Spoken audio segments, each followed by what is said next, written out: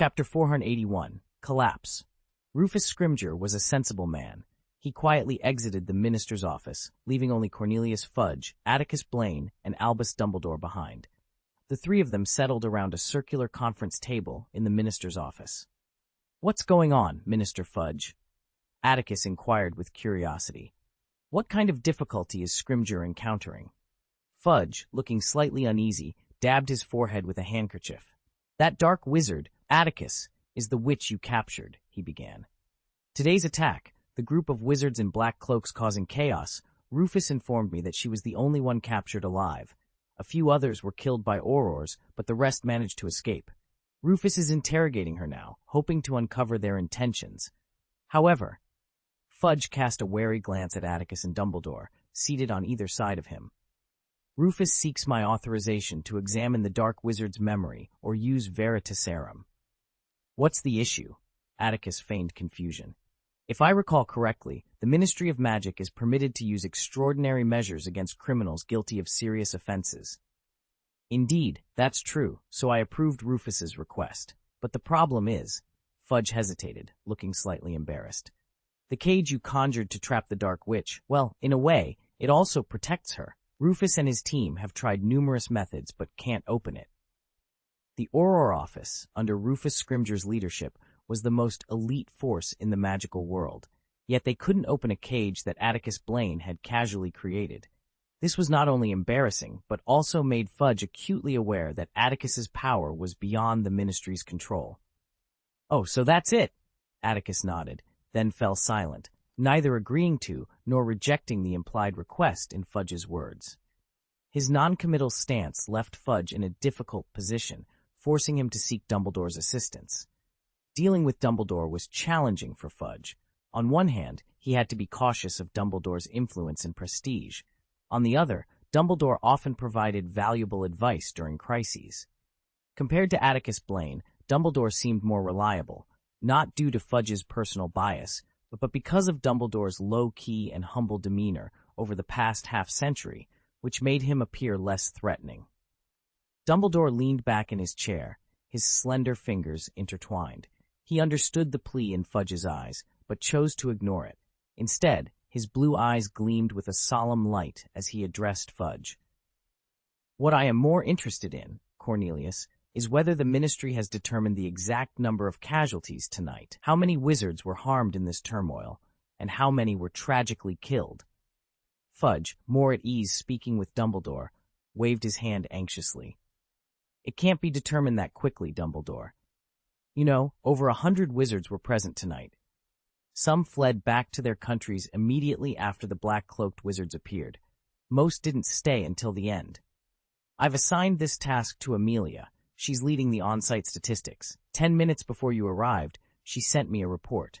Many were injured, mostly due to a stampede during the escape, and some were caught in the crossfire between the Ministry and the Dark Wizards.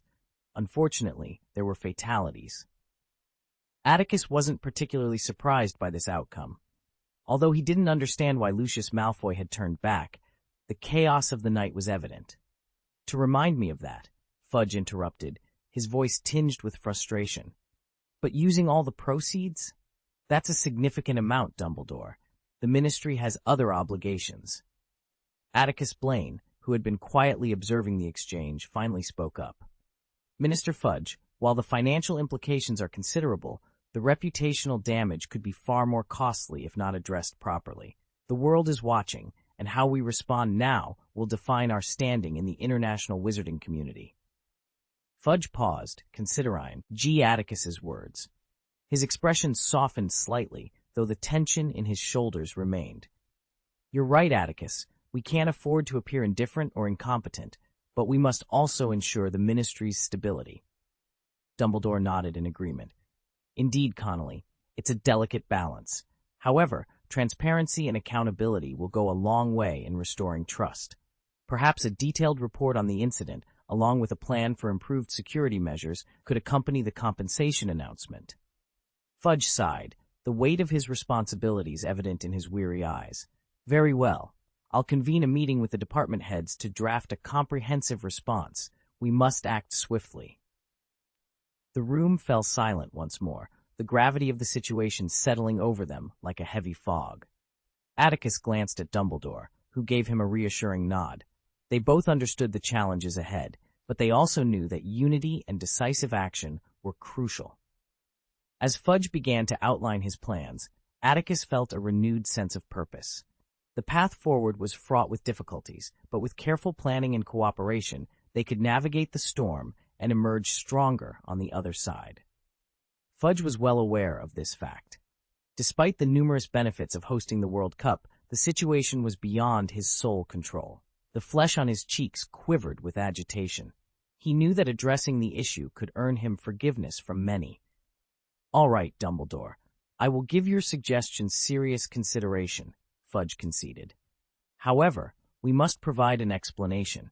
Tonight's attack, the group of wizards who assaulted the arena, the witches who appeared afterward, and the grotesque wizard who ultimately emerged above the arena are all part of the same faction. This is something the Ministry of Magic must clearly communicate to the public," Atticus Blaine interjected suddenly. His unexpected statement left Fudge momentarily speechless, while Dumbledore fell into a contemplative silence. End of this chapter. Chapter 482, An Explanation to the People. The group of dark wizards who attacked the arena, the witches who later confronted Atticus Blaine, and the grotesque wizard who appeared at the end were certainly not the same faction. Cornelius Fudge was unaware of this distinction. He wasn't the only one present at the arena that night. Many in the top box were aware of the events. They all witnessed the powerful and shocking witch who came for Harry Potter, intending to kidnap him. From the current evidence, it seemed that the wizards in black cloaks were more interested in causing panic than actual harm. Fudge opened his mouth, pointing at Dumbledore, who remained silent. But why would the witch want to kidnap Harry Potter? Fudge had always kept a close watch on the boy. Indeed, Harry Potter was not the most disciplined student at Hogwarts. In fact, many incidents at Hogwarts over the past 2 years involved him. However, he had been living under the watchful eyes of Dumbledore and the Ministry of Magic. There was no information to suggest how Harry Potter could have provoked a powerful dark witch. Aside from the Death Eaters imprisoned in Azkaban, Fudge couldn't fathom anyone so eager to harm Harry Potter. Of course, there was one possibility, but no, that couldn't be it. Perhaps that person was finished. The grotesque figure that appeared at the end of the night was hideous and repulsive, but his face was familiar. Fudge's lips trembled as he stopped himself from continuing down that line of thought.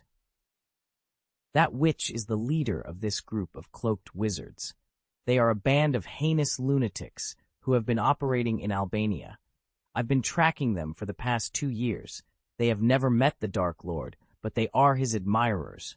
So they disguised themselves as Death Eaters and came to the World Cup to launch an attack, paying homage to the Dark Lord in this horrific manner. Lies and nonsense. Even Cornelius Fudge, accustomed to the art of political language, widened his eyes at Atticus's statement. He instinctively wanted to refute it, but before he could speak, he recalled a secret report he had read. The dark wizards active in Albania had been blamed for various incidents, impacting the Muggle world negatively. The specific culprits had not been identified. Fudge stared at Atticus with a mix of horror and realization. The report mentioned that those lawless dark wizards had met a grim fate. But upon reflection, Fudge's eyes brightened. Without evidence, those dark wizards, now reduced to ashes, couldn't defend themselves. Moreover, this explanation clarified why Atticus Blaine seemed to recognize the witch, Vitia Cleona, during the duel. Atticus had been to Albania and had dealt with a group of dark wizards there. Dumbledore's eyes flickered, but he remained silent in front of Fudge. Earlier, in his impulsiveness, Fudge had aggravated the wound on his arm. As he calmed down, the pain made his face pale. He glanced at the bloodstains on the gauze, muttered a few words under his breath, and returned to the conference table. Atticus remained silent, and the office fell into a hush once more. The truth, however insignificant, was needed. The Ministry of Magic needed it, the wizarding world needed it, Atticus Blaine needed it, and the wizards from around the world who attended the game, along with the injured and the families of the victims, needed it. Yet, explanation and compensation alone were insufficient. For such a grievous incident, the Ministry of Magic must apprehend the culprits swiftly. At the cane with a mix of awe and greed. The room was silent, the tension palpable as everyone awaited Atticus Blaine's next move. The British Ministry of Magic was under immense pressure. The recent events had shaken its foundation more than the escape and subsequent exoneration of Sirius Black. The urgency to capture the perpetrator of the latest attack was paramount, yet the task seemed daunting. The ministry had managed to apprehend a terrorist, but the real challenge lay in uncovering the motives behind the attack and identifying any accomplices. Atticus Blaine, with his sharp intellect, had once again provided a solution. His suggestion not only clarified why the attackers were disguised as Death Eaters, but also shed light on their motives. Crucially, it distanced the Dark Lord from the incident, framing it as the work of a group of deranged individuals. This narrative allowed the ministry to focus its efforts on capturing the leader of these lunatics, rather than getting bogged down with minor operatives. The attack on Vitia Cleona was a disgrace, and the public demanded justice. If Barty Crouch Sr. proposed executing the witch responsible, Cornelius Fudge, the Minister of Magic, would likely agree. However, capturing the elusive and powerful witch seemed an impossible task. Fudge knew this all too well, as they had no information about her. Atticus had finished speaking, and Fudge, feeling cornered, turned his hopeful gaze to Dumbledore. Lies and deception, Dumbledore mused, were sometimes necessary evils. In this situation, they needed to balance truth with the urgency of mitigating the damage. Atticus, Dumbledore began, his voice steady yet firm. We must apprehend the murderer to provide closure to those harmed tonight. Atticus met Dumbledore's gaze, a silent understanding passing between them. He then shifted his focus to Fudge, who looked visibly uncomfortable. With a raised eyebrow and a fleeting, enigmatic smile, Atticus spoke. I don't understand. Haven't I already assisted the ministry in capturing the murderer? Minister, your subordinate Rufus is currently interrogating her. From my perspective, there's little left to uncover. We know the motive. The next step is to convene the Wizengamot for trial and ensure Cleona is imprisoned in Azkaban indefinitely. For such a vile criminal, a special cell should be prepared. Fudge's mouth hung open in disbelief. Under his bewildered gaze, Atticus produced a cane he had confiscated from Vitia. This was no ordinary wand. It was a relic passed down through generations of druid priests, a source of immense power. Without it, Vitia Cleona was powerless against him. Fudge straightened in his seat, his eyes fixed on the cane with a newfound intensity. Even Dumbledore, ever the scholar, adjusted his glasses to better examine the artifact. The wand, with its unique design, was unlike any traditional wizard's wand. It was an alchemical marvel, and its magic was palpable even to those in the room. Are you ready? Atticus asked, his voice cutting through the silence. Fudge's cheeks flushed with an unusual color, his eagerness evident as he awaited Atticus's next revelation. Atticus Blaine took out his wand and gave it a gentle tap. Instantly, an identical cane materialized on the table. Atticus then secured the real cane and manipulated it so that the duplicate landed in front of Fudge. The implication was clear. Moments ago, Fudge had been filled with anticipation, but now he was steeped in disappointment. Muttering to himself, he slumped back into his chair, fully grasping Atticus's message. Hold on a moment, Atticus said. I'm going to remove the fire cage that traps Cleona. But first, let me ask, is there a wizard in the Ministry of Magic skilled in human transfiguration? Of course there is, Fudge exclaimed, leaping to his feet in indignation. When I was at Hogwarts, I received an O in the Transfiguration Owls exam. It's actually an E, Connolly, Dumbledore interjected with a smile. End of this chapter. Chapter 483. Atticus Blaine's thoughts were crystal clear. He intended to pin the attack on a group of dark wizards who worshipped the Dark Lord, claiming they had launched the assault. These individuals masqueraded as Death Eaters and attacked the arena. The brilliance of this plan lay in informing the British wizarding public that genuine Death Eaters were becoming active once more, a revelation that would have profound and far-reaching consequences. As for Fudge, if he needed to present a culprit to satisfy the Ministry of Magic's demand for an explanation, Atticus was more than willing to oblige. After all, the bounty wizard from the underground world, whom Atticus had captured, was already destined to spend the rest of his life in Azkaban. Now, he merely had a new identity. However, there was a glaring flaw in Atticus's plan, and Fudge, having calmed down and reviewed the entire scheme, immediately spotted it. This loophole had the potential to turn the Ministry of Magic into a complete laughingstock. Let the Wizengamot judge the witch you dueled with, then send her to Azkaban and order the Dementors to hold her in solitary confinement. No problem, Atticus. All of this can be done, but Fudge's broad forehead began to glisten with sweat once more. What if we do all this and the same person appears out there again? If another one does appear, Atticus replied without hesitation, it will be nothing more than a poor imitator. If people are confused at that time, I will explain it. Oh, that's it, the perfect plan, Fudge exclaimed, slapping the table happily with his good hand. No one has more authority than you in identifying that witch, Atticus. You defeated her, and her wand is still in your hand. After a deep conversation, Fudge felt that most of the heavy pressure on his shoulders had dissipated. Although, to make this lie believable, many people would need to be silenced. It was still a lie. The path was clear. It just required some effort. This was the second time Atticus Blaine had used his intellect to save the Ministry of Magic from the brink of collapse. Moreover, tonight, he had directly saved the lives of tens of thousands of wizards. It was not an exaggeration to say so. Fudge had been in the box at the time and witnessed the entire incident. If Atticus hadn't arrived suddenly, the witch would have quietly left after kidnapping Harry Potter, and the subsequent confrontation would never have occurred. This was embarrassing. On one hand, the Ministry of Magic owed Atticus Blaine a great favor. On the other hand, the power Atticus wielded made the Ministry feel extremely vigilant and uneasy. This young and powerful wizard seemed to have a different style from Dumbledore. He was assertive and not as principled as Albus Dumbledore. When dealing with such a unique individual, one had to be cautious, not to offend, but also to remain on guard. With the most challenging issue resolved, Fudge finally turned his attention to Atticus.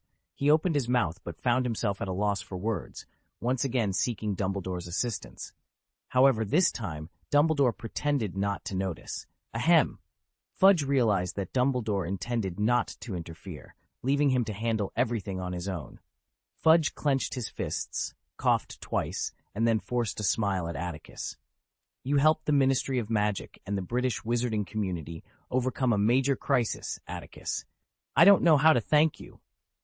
You're welcome, Mr. Minister, Atticus replied with a polite smile. This is what I should do, Minister. I just ask you not to let Principal Dumbledore confine me to Hogwarts and prevent me from going out. I can't thank you enough.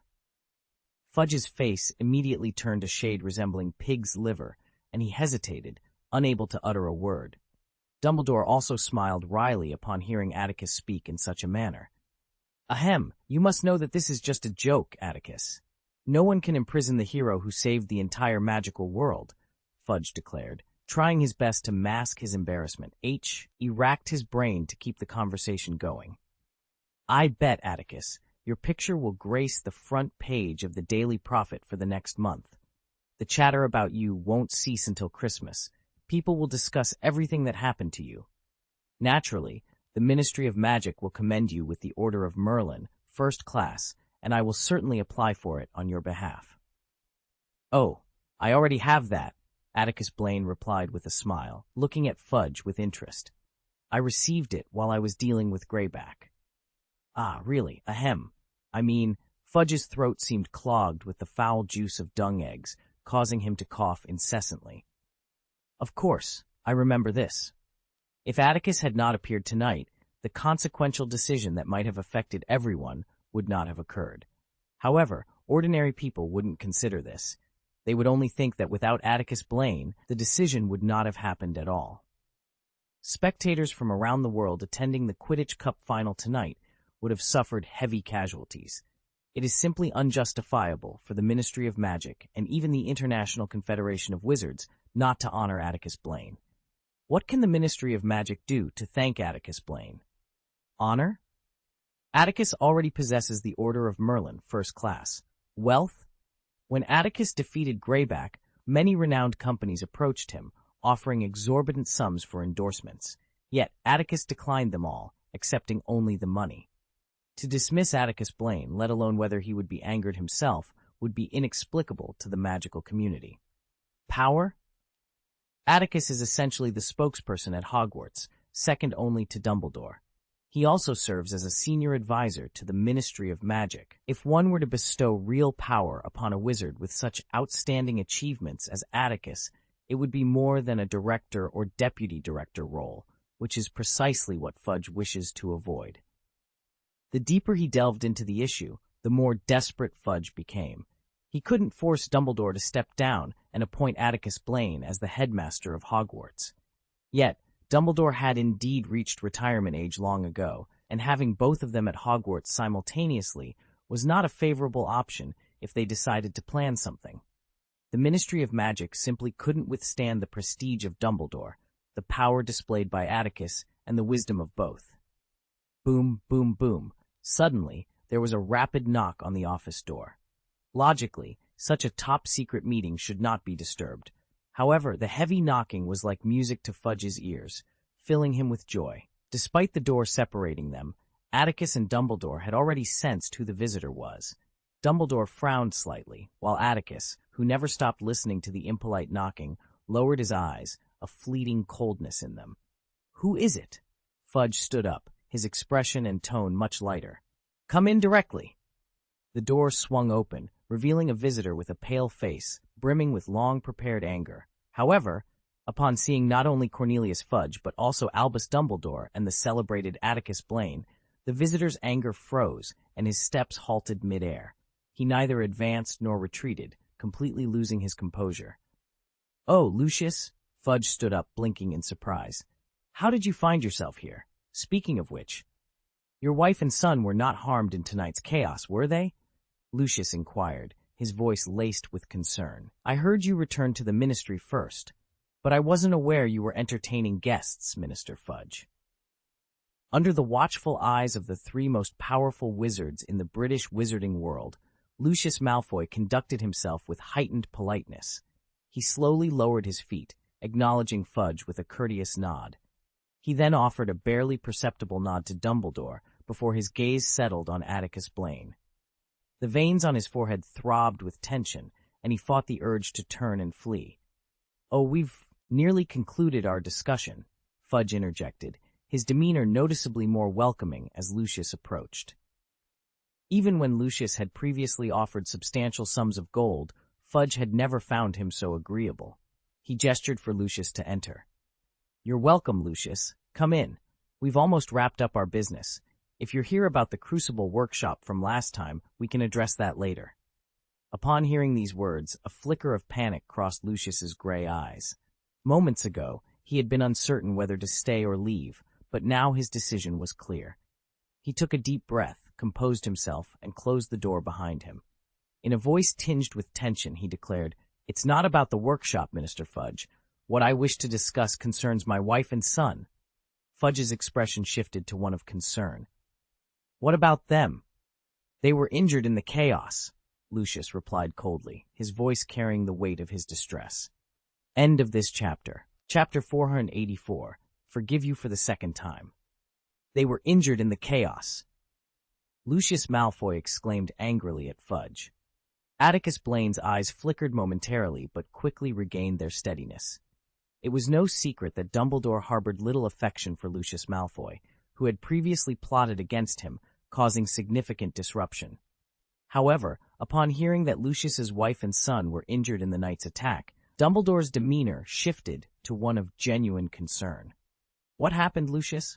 Dumbledore inquired, his voice laced with urgency, even before Fudge could speak. "What harm befell young Mr. Malfoy?" The Malfoy family, particularly Lucius, had historically provided substantial financial support to the Ministry of Magic. Thus, when news of the injuries reached Fudge, he couldn't dismiss it lightly. With Dumbledore already questioning Lucius, Fudge remained silent, his expression mirroring the concern in the room. "We faced a terrorist attack," Lucius declared, his usual politeness absent. "During the evacuation, Narcissa and I defended a young Swiss girl separated from her parents against a dark wizard. We managed to drive him away, but Narcissa was struck by a powerful spell and remains unconscious. Draco, too, suffered an arm injury.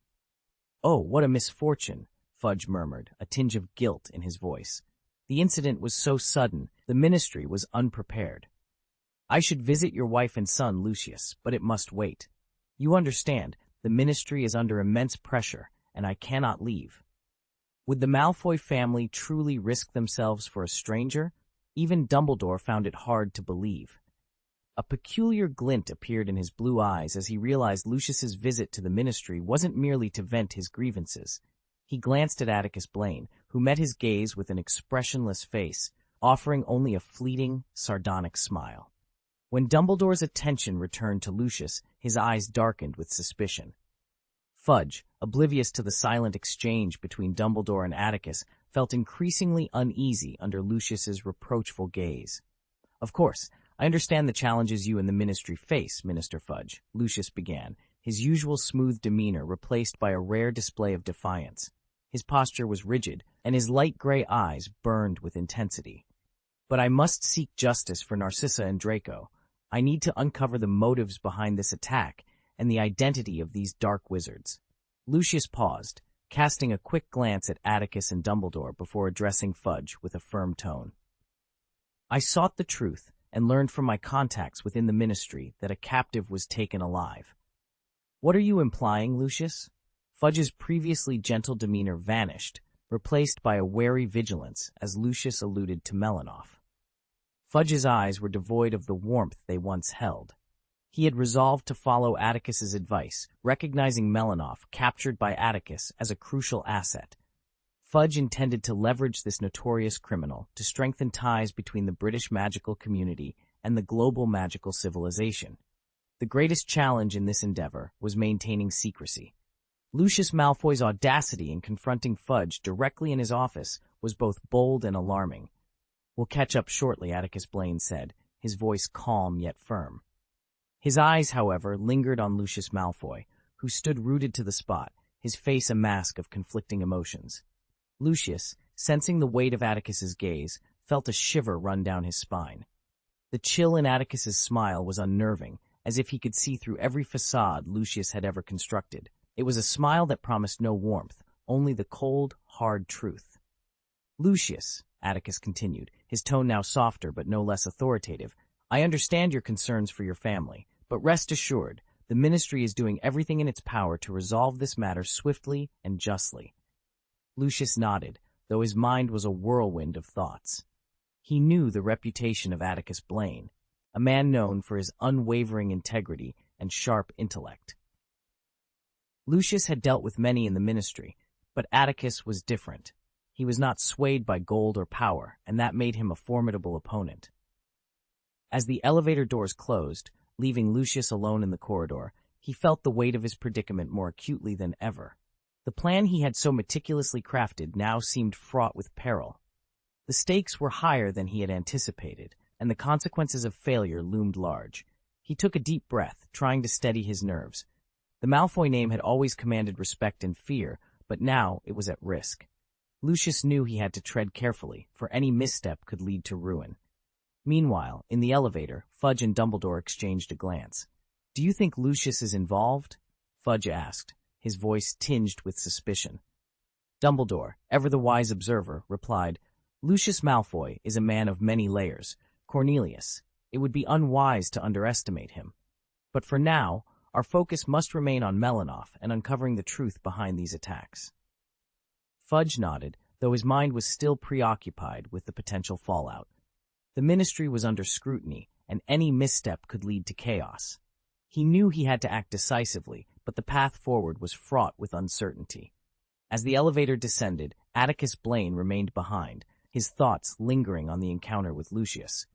He knew the Malfoy Patriarch was not to be trusted, but he also understood the complexities of the situation.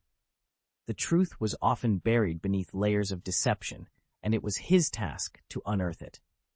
With a determined resolve, Atticus turned away from the elevator, ready to face whatever challenges lay ahead.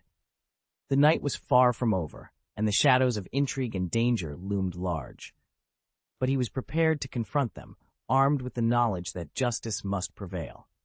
"I'll have a few words with Mr. Malfoy about Draco's performance in my class," Atticus Blaine stated firmly. Fudge blinked in surprise, and after regaining his composure, he replied reluctantly, "Oh, at times like this. Well, Atticus, you are such a responsible professor. As soon as possible." Atticus smiled and nodded. Once the elevator car vanished from sight, he slowly turned to face Lucius Malfoy.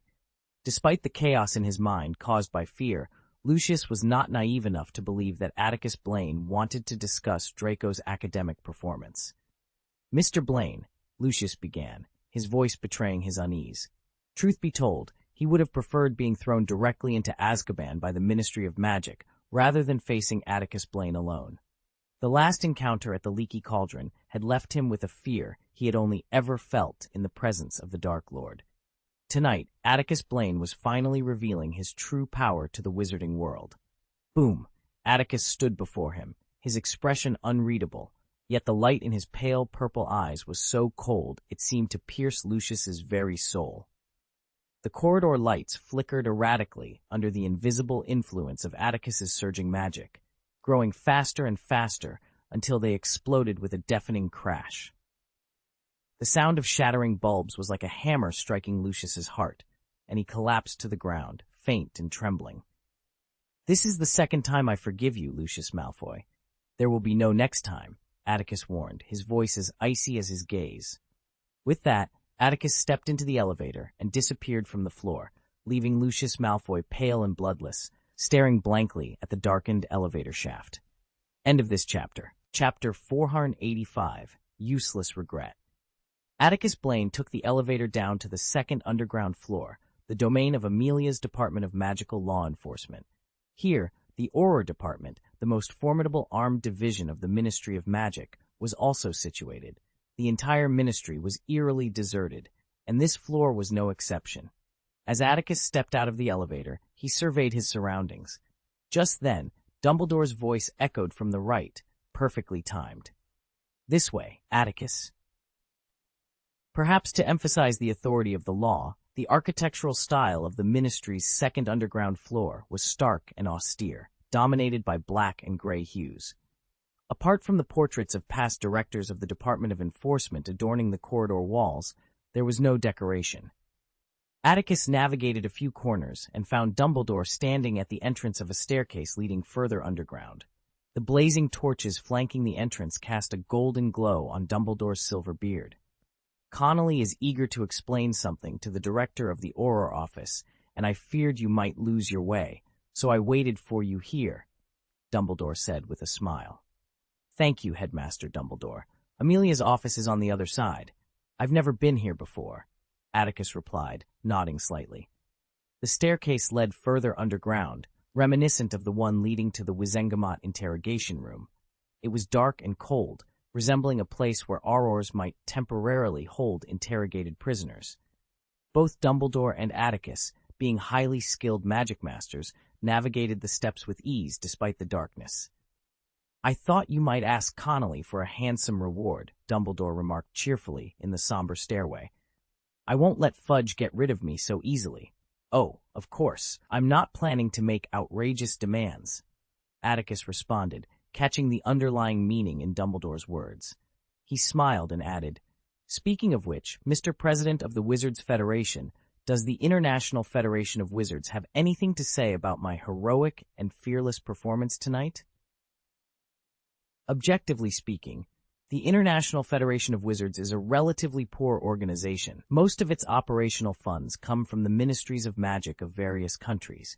If you're hoping for a large sum of gold, there's no chance. However, if you seek more fame, I needn't mention it. I wager I'll receive at least 20 letters of recommendation by Owl tomorrow morning, inviting you to serve as vice chairman. "If it were the chairman, then I might consider it," Atticus joked, prompting another laugh from Dumbledore. They finally reached the ground floor.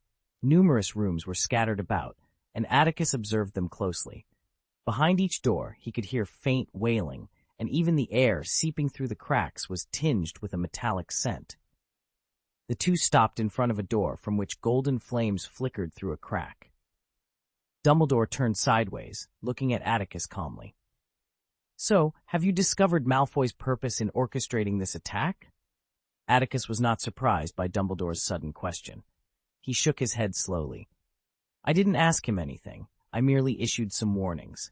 As for his motives, I suspect the recent changes in the Dark Mark have unsettled him.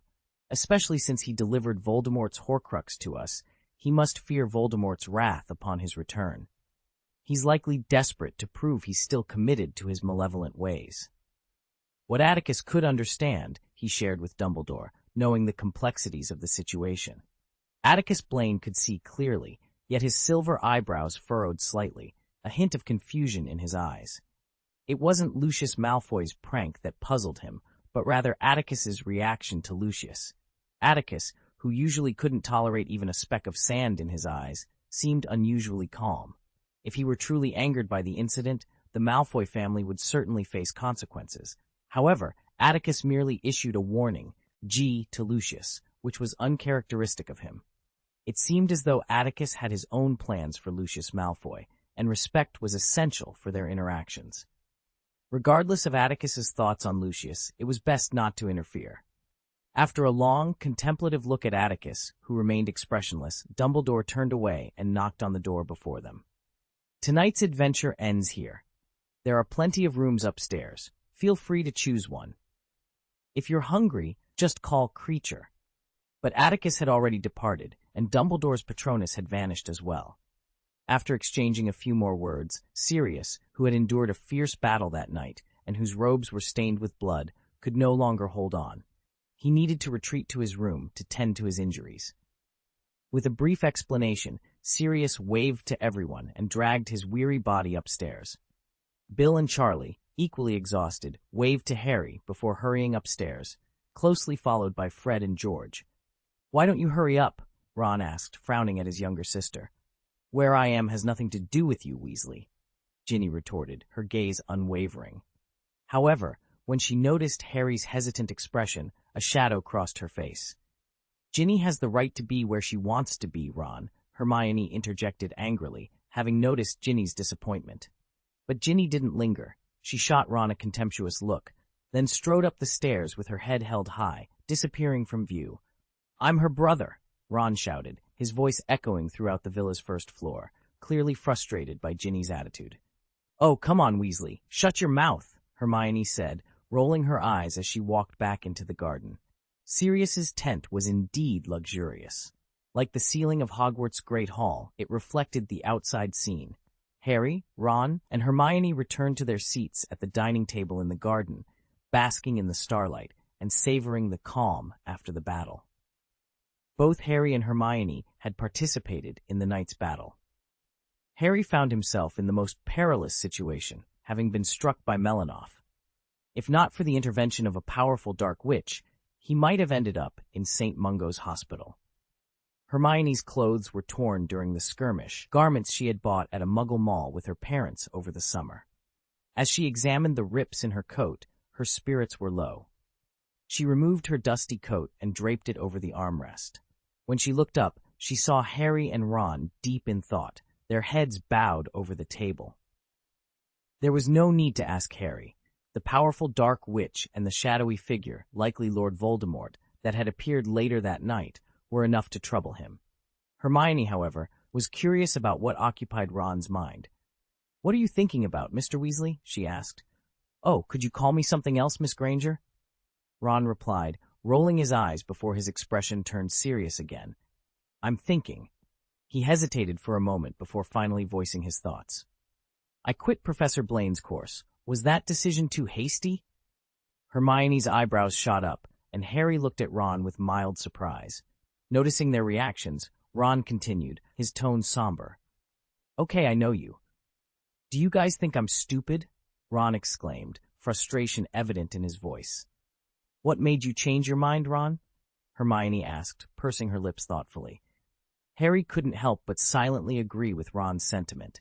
At Hogwarts, no one doubted that Professor Atticus Blaine was a formidable wizard. Even within the broader European wizarding community, he was highly respected as the director of the Hogwarts Student Safety Office, having single-handedly dismantled the notorious Greyback gang. Yet no one had anticipated just how powerful Professor Blaine truly was. It wasn't merely that he was powerful. It was that his abilities seemed to defy the very limits of magic, capable of moving mountains and reclaiming seas. Harry was willing to bet his prized firebolt that if Professor Blaine decided to recruit students from the entire wizarding world, even if he were to teach something as mundane as Muggle sports at Hogwarts, the Quidditch pitch would be overflowing with eager learners. It was perfectly understandable for Ron to feel a pang of regret. However, it was only tonight that Harry fully appreciated the value of Professor Blaine's training. Without the skills he had honed in physical education class, he might not have survived his encounter with the dark wizard Melinoff. Professor Blaine had made it clear that he would no longer accept young wizards who had abandoned physical education classes into his course. Wizards like him were true to their word, so even if Ron regretted his decision, there was no way to change it now. Hermione's eyebrows, which had been raised in curiosity, slowly lowered as she considered Ron's predicament. Not wanting to upset him further, she shifted her attention to Harry. "What about you, Harry? What are you thinking about?" End of this chapter. Chapter 486, The Disappearing Money and Magic Wand. Faced with Hermione's question, Harry opened his mouth but hesitated, remaining silent for a moment. What was he thinking about? There were so many questions swirling in his mind. The Ministry of Magic and Professor Dumbledore had summoned Professor Blaine at this time, undoubtedly to discuss how to handle the Knight's attack.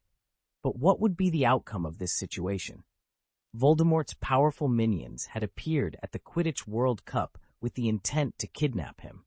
How had Voldemort managed to win over wizards capable of confronting Professor Blaine? And what was going on with that dark witch? Remus had mentioned that the group of dark wizards who first caused the commotion were Death Eaters. However, based on the information revealed by the witch captured by Professor Blaine among the 3 intruders in the top box of the arena, it seemed they weren't after him. Their clear target was Sirius. Melinoff even claimed that Sirius's head was worth 10,000 gold galleons. I'm thinking. Harry hesitated for a moment, finally setting aside the matter related to Professor Blaine. Those 3 people who broke into our box, their target should be Sirius, not me. Obviously, Harry, Ron immediately affirmed. You could tell from their actions after they entered. They clearly wanted to kill Sirius. With Ron's affirmation, Harry became excited. He shifted in his seat and sat upright. I told you, when Lucius Malfoy came into the box tonight, he threatened Sirius, and they left the field before the commotion started. It was very strange, wasn't it? It was the World Cup final. Who wouldn't want to see the result of the game? Sirius probably thinks the same way.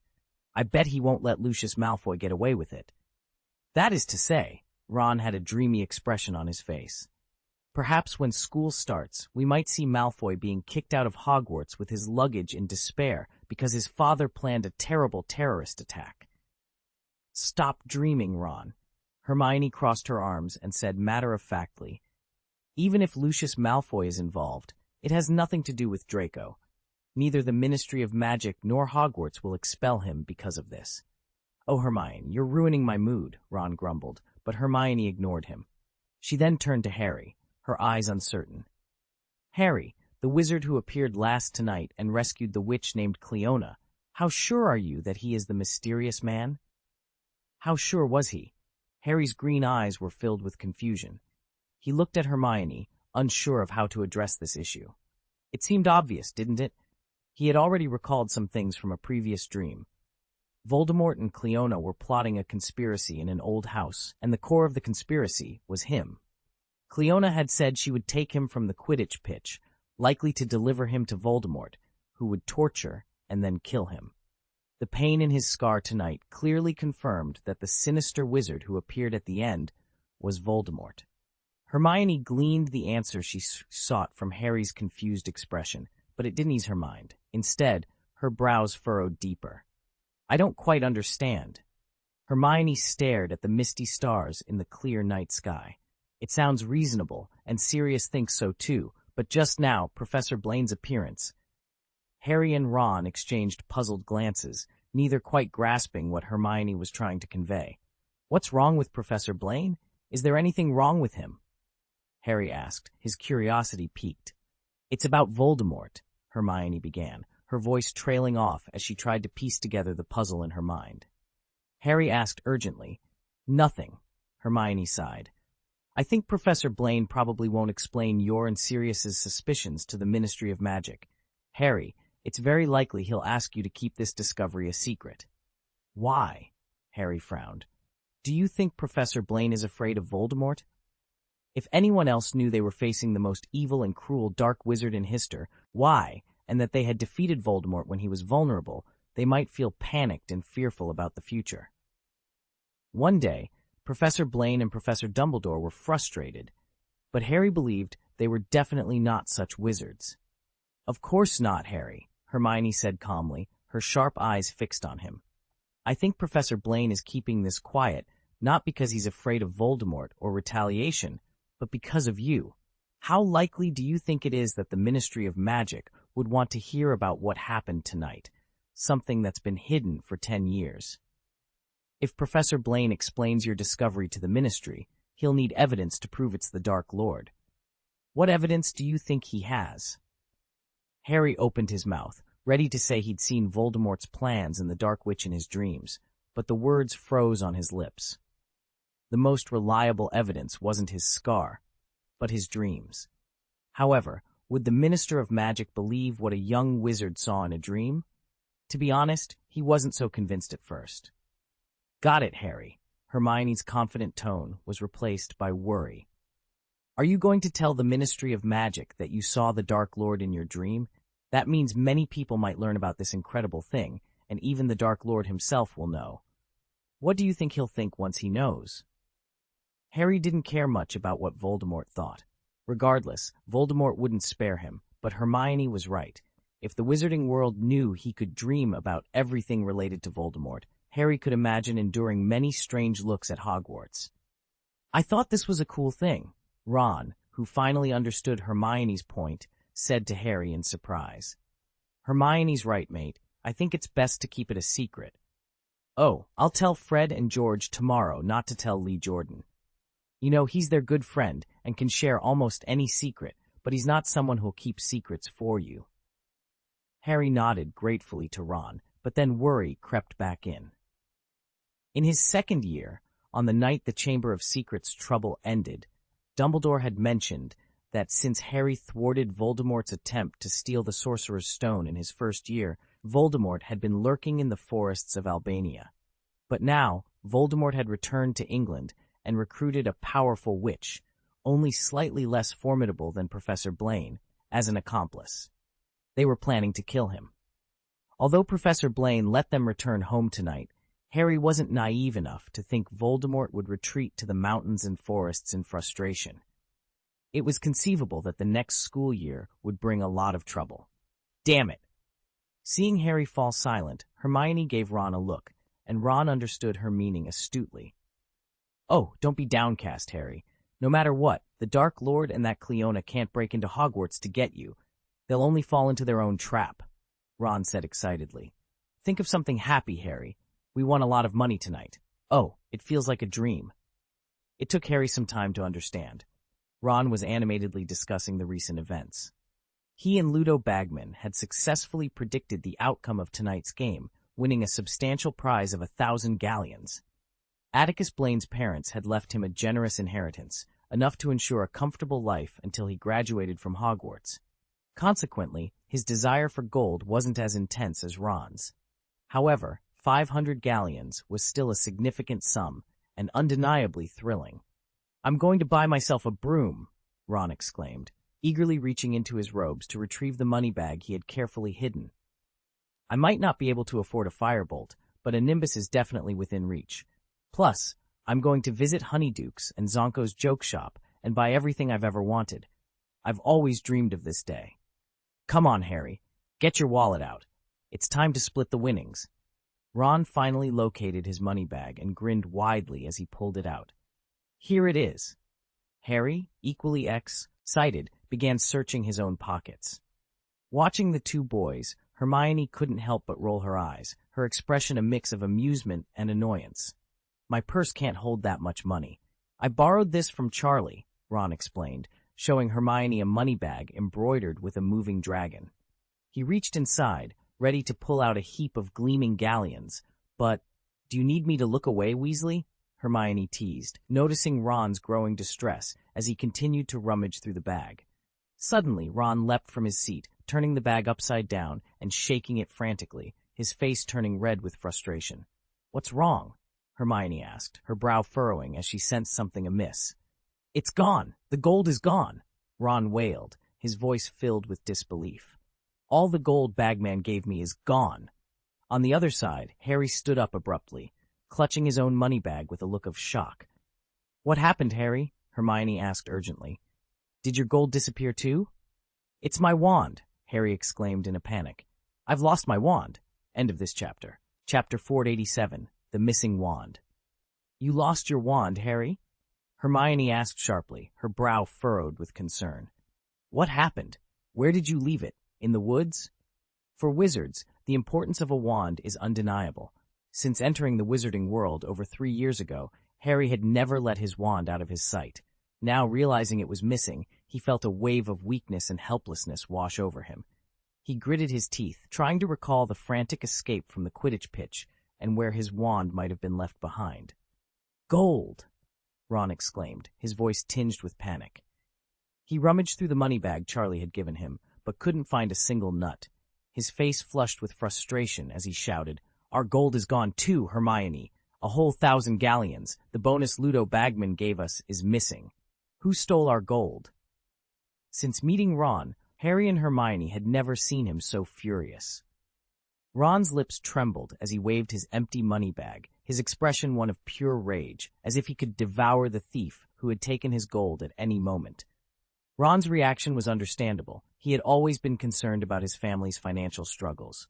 Winning 1,000 galleons from Ludo Bagman had been a life-changing opportunity for him, and now it was gone. Hermione bit her lower lip, watching Ron with worry. She had no idea how to calm his anger. Harry, too, had a share in the lost money, but the anxiety over his missing wand left him unable to focus on anything else. 3 years ago, under Hagrid's guidance, Harry had purchased his wand from the finest wandmaker in Diagon Alley. It symbolized his official entry into the magical world, a loyal companion that had helped him through countless challenges. Despite its mysterious connection to Voldemort, Harry was deeply satisfied with it. In the garden, Ron sat at the dining table, pounding his head and cursing the thief who had taken his gold. Meanwhile, Harry, feeling as if he had been hit by a petrification curse, stood frozen, desperately trying to remember where he might have left his wand. Hermione looked between the two boys, unsure whom to comfort first. "I remember," Harry suddenly exclaimed, his eyes lighting up with realization. "When I was in the top box, I still had my wand. I fought with the wizard in the black cloak, but then I got whipped." He rolled up his sleeve to show Hermione his smooth right arm, which had been healed by Cleona. "That whip hurt so much, I couldn't hold my wand. It flew out of my hand and fell into a pile of rubble." "Didn't you pick it up before we escaped, Harry?" Hermione asked, surprised by his carelessness. "I remembered it at the time," Harry shouted, slamming the table in frustration. But then the witch almost killed Sirius, and the dark witch named Cleona appeared. There was a duel between Professor Blaine and her. Finally, Sirius and Mr. Weasley urged us to escape from the box. Hermione, you would have forgotten it too. Given the night's shocking events, it was understandable that Harry had forgotten to retrieve his wand. "I have to get my wand back, or how will I attend classes next school year?" Harry declared after a moment of frustration. "Now?" Hermione frowned, her tone full of disapproval, clearly expressing her concerns. "It's not a wise decision to run out now, Harry. You've seen it. When we returned, there were panicked wizards everywhere. The Ministry of Magic is conducting a thorough search. They suspect there might be injured thugs who couldn't escape and are still hiding. If Professor Blaine hadn't been seen entering this tent, the Ministry would have barged in to search. You understand the danger, don't you, Harry?" "We should go." Ron, initially frantic, suddenly calmed down, his eyes bloodshot with determination. "I want to check the woods. That despicable thief must have taken advantage of our distraction during Professor Blaine's duel to attack us." Hermione pursed her lips, disappointment flickering in her clear amber eyes as she looked at Ron. Despite her reservations, she knew she couldn't stop the two boys. She grabbed Harry and Ron's sleeves. "At least inform Sirius, Harry. If he finds out we're not in the tent, he'll be worried sick. Or tell your dad, Ron. The path to the Quidditch pitch is likely swarming with Ministry officials. Sirius was injured tonight, Hermione. He needs rest, and I don't want to disturb him," Harry replied after a moment's thought, dismissing her suggestion. Ron shook off Hermione's hand and rushed out. "We have Harry's invisibility cloak. The Ministry won't find us." Despite her disapproval, Hermione followed them. Over the summer, the three had grown significantly, making it difficult to fit under the invisibility cloak that once easily covered them. Fortunately, Sirius's tent was close to the forest, sparing them a long trek through the vast woods. Outside, chaos reigned. Many who had come to watch the game had dispersed, but some chose to stay overnight. Not all remained for safety. Some foreign wizards with ulterior motives were prowling, sneaking into abandoned tents to plunder belongings. "Hey, those are mine. What do you think you're doing?" Nearby, Harry and his friends witnessed such an incident. Several Ministry employees confronted a sneaky individual, demanding proof that the exquisite decorations he clutched were his. Unable to reach an agreement, a conflict erupted, echoing in front of a luxurious tent. "If you dare to cause trouble for the Ministry now, just wait. The Dementors of Azkaban will deal with you," shouted Mr. Diggory, Cedric Diggory's father, as he and others hurried past Harry to join the fray. Soon, the foreign wizard attempting to exploit the chaos was hit by a stunning spell. Mr. Diggory, leading the unconscious thief away, muttered angrily, "Come on, don't waste time, Harry. Let's find your wands," Hermione urged, tapping Harry's ribs impatiently. Harry pursed his lips, suppressing his disappointment in the wizarding world. It wasn't a fairy tale, a truth he had come to understand when Professor Blaine took him into that eerie underground cave last summer. The forest's security was even more daunting. The area inside was more secure than outside. At least one Ministry of Magic official was patrolling a space nearly the size of 2 classrooms. After the night's incident, these enforcers were on high alert, scanning the dark forest with sharp eyes. In his eagerness to find Garen, Ron accidentally stepped on a branch, creating a slight noise. The Auror responsible for this section immediately noticed the disturbance and rushed towards it. After circling the area several times and finding nothing unusual, he slowly returned to his post. Even Ron, who was usually preoccupied with his own concerns, was startled by the close call.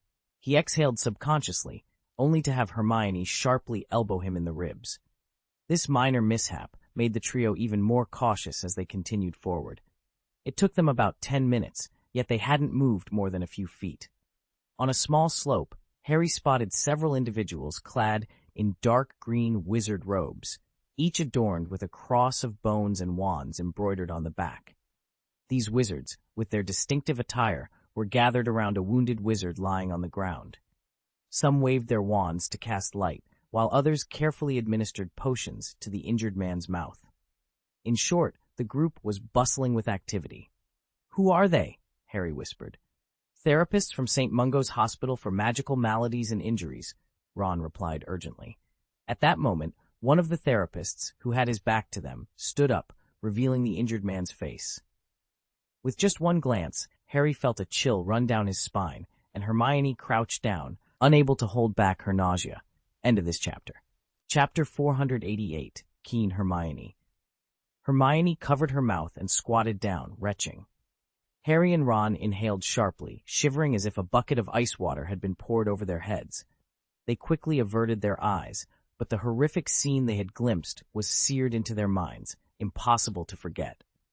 The wizard lying on the ground had skin that was charred and cracked, with blood seeping from the ghastly fissures, staining the earth a deep red.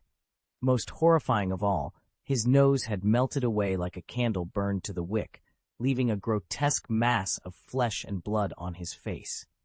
Despite the efforts of the healers from St. Mungo's, who worked tirelessly to save him, even Harry could see it was futile.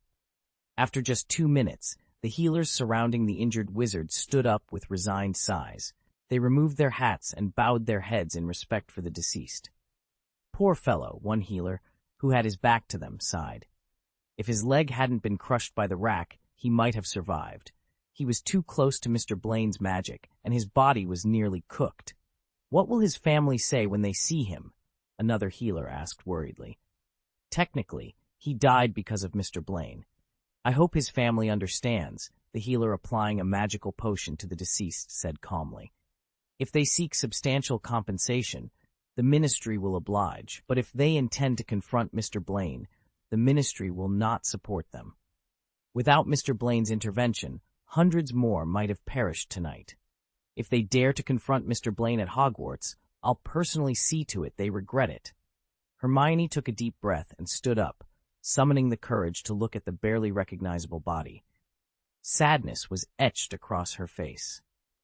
Professor Blaine certainly hadn't intended to kill the wizard, yet the unfortunate man had indeed perished due to his actions. Did this mean Professor Blaine should be held accountable? Even Hermione couldn't answer that, but she knew the last healer was right. If the deceased's family sought to hold Professor Blaine responsible, the Ministry of Magic, and indeed the entire British wizarding community, would not agree. Hermione, Harry, and Ron chose not to delve deeper into the tragic death, and continued walking in silence. The lights on the Quidditch field had dimmed, and although the starry sky above was enchanting, it couldn't illuminate the forest. They wandered through the woods for a while before finally finding their way out of the Quidditch field. Once outside, they paused on a small hillside to observe the ongoing commotion. This was the busiest area in the forest, with several people gathered on the high slope. The majority were wizards from the British Ministry of Magic, accompanied by staff from the Bulgarian and Irish teams, as well as the mascots brought by both teams. What's happening? Are they still arguing about the game's outcome? Hermione wondered aloud. The leprechaun and the Vila, surrounded by staff from all sides, were engaged in a heated argument, their English tinged with distinct accents. Harry listened intently, trying to discern the crux of their dispute, which centered on the Bulgarian team's unsportsmanlike conduct during the second half of the match. What a waste of time, Ron grumbled, eager to head to the hillside to investigate further. The hilltop was teeming with people, making it impossible to determine if the thief had left any clues. Any evidence would have been trampled underfoot by now. Ron glared at the crowd with frustration. Suddenly, a thought struck him, and he turned to Hermione with a spark of realization. Hermione, do you remember? Besides us, there was someone else on the slope at that time. Let me think. It was Crumb. Of course, he wouldn't steal my money, but there was also a very old man there. Do you recall his name? Ephias Dorje, Hermione replied, pursing her lips tightly, avoiding Ron's hopeful gaze. Stop it, Ron. He wouldn't have taken your gold. Why not? It could be anyone, right? Didn't you hear how Sirius introduced us to him? Hermione retorted, her eyes narrowing.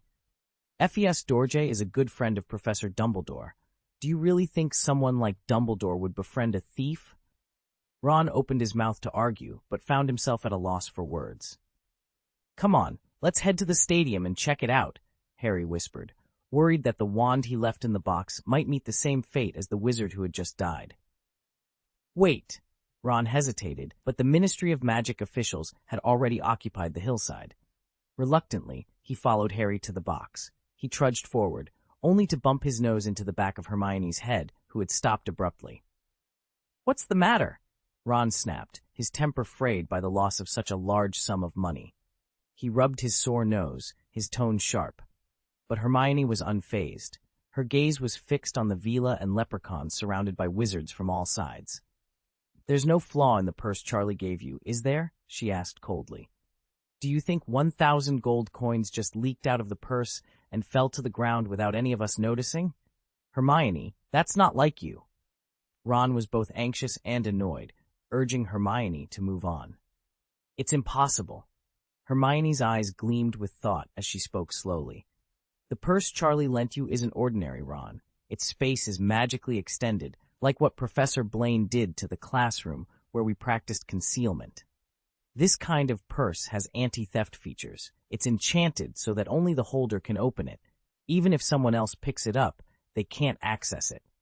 Yet, you showed us the purse was intact, but the 1,000 galleons inside were gone.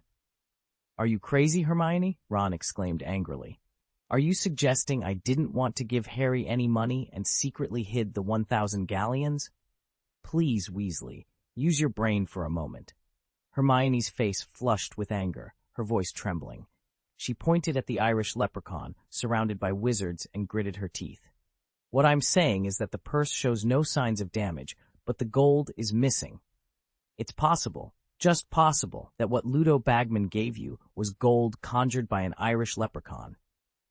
Gold made by Irish leprechauns? Ron and Harry followed Hermione's gaze to the shouting little leprechaun. After a few seconds, they looked back at her, bewildered. Ron frowned. So what? Does the gold sprinkled by the Irish leprechaun disappear? Oh, thank goodness your brain is finally working, Weasley. Hermione crossed her arms and rolled her eyes. Yes, you guessed it right. The gold conjured by the Irish leprechauns is just an illusion. Ron, it will indeed disappear. End of this chapter. Chapter 489, The Black Demon. Mark Ron was stunned for a moment, his mind reeling as he tried to process what Hermione had just said. The gold coins conjured by the Irish leprechaun will disappear, he murmured, staring at Hermione in disbelief. But aren't they the mascots brought by the Irish team?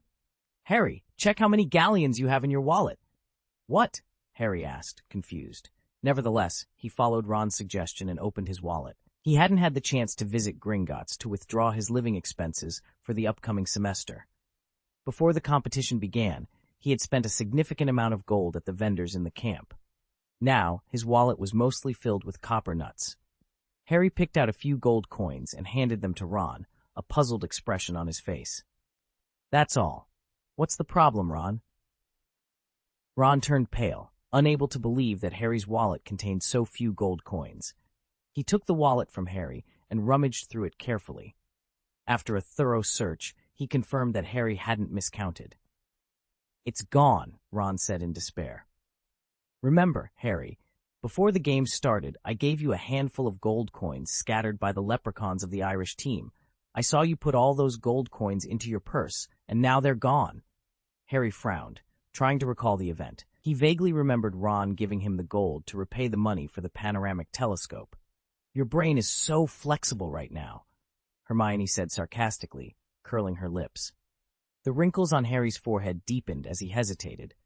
So Ludo Bagman paid us, and Fred and George, with fake gold that the leprechaun conjured up. Did he make a mistake? I mean, Bagman is the director of magical sports. Surely, it wasn't intentional, right? Hermione pursed her lips, remaining silent. I want to go back and see, Ron exclaimed, gasping. I want to see if Fred and George's gold is still there. We're not here just for the gold, Ron, Hermione said sternly, glaring at him. We're also here to help Harry find his wand. Wand? Ron repeated, looking confused. He had completely forgotten about it. Then he remembered that Harry had left his wand in the box. Okay, let's go. With that, Ron led the way towards the Quidditch pitch, followed by Harry.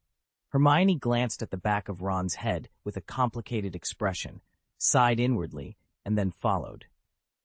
Harry was anxious about his wand, while Ron was eager to confirm whether Fred and George's gold had vanished. Consequently, the three of them didn't linger on the scenery along the way and headed straight for the Quidditch pitch. 10 minutes later, they stood outside the entrance passage once more. That evening, the Quidditch World Cup Finals venue was still the largest structure Harry had ever seen in the wizarding world. Mr. Weasley had emphasized to them several times that to build a stadium capable of accommodating 10,000 spectators, the British Ministry of Magic had deployed hundreds of workers since the beginning of the year. They had completed the magnificent building just over 10 days before the game began. But now, in less than half a day, the structure lay in ruins. Perhaps fearing further collapse, the Ministry of Magic had evacuated the area after removing the injured and the deceased. This, however, made it easier for Harry and his friends to navigate. They walked cautiously through the ruined passage, trying to avoid disturbing anything, uncertain if a single misstep might trigger a chain reaction and cause the entire passage to collapse completely. After entering the Quidditch pitch and ensuring there was no movement around him, Harry lifted the invisibility cloak in the shadows. Before the duel between Professor Blaine and the witch named Cleona, they had fled the arena, unaware of the destruction that would ensue. Now they finally had the chance to witness the aftermath of a battle between two of the most powerful wizards in the world.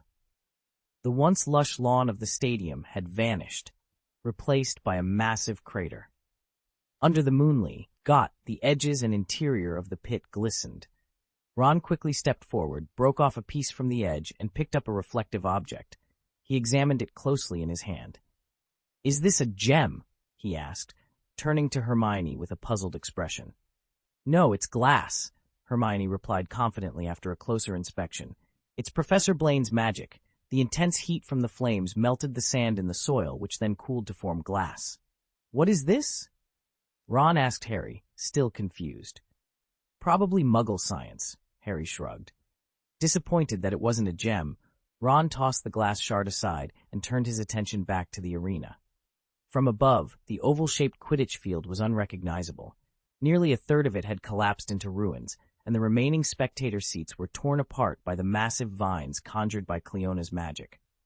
The reason the entire magnificent stadium hadn't collapsed was due not only to the Ministry of Magic's efforts during construction, but also because the steel beam's joints had been melted and welded by the powerful fire magic used by Professor Blaine. The sight of the ruined walls weighed heavily on the hearts of the three young wizards. They couldn't fathom what might have happened if Professor Blaine hadn't given them time to escape and had instead chosen to battle Cleona immediately.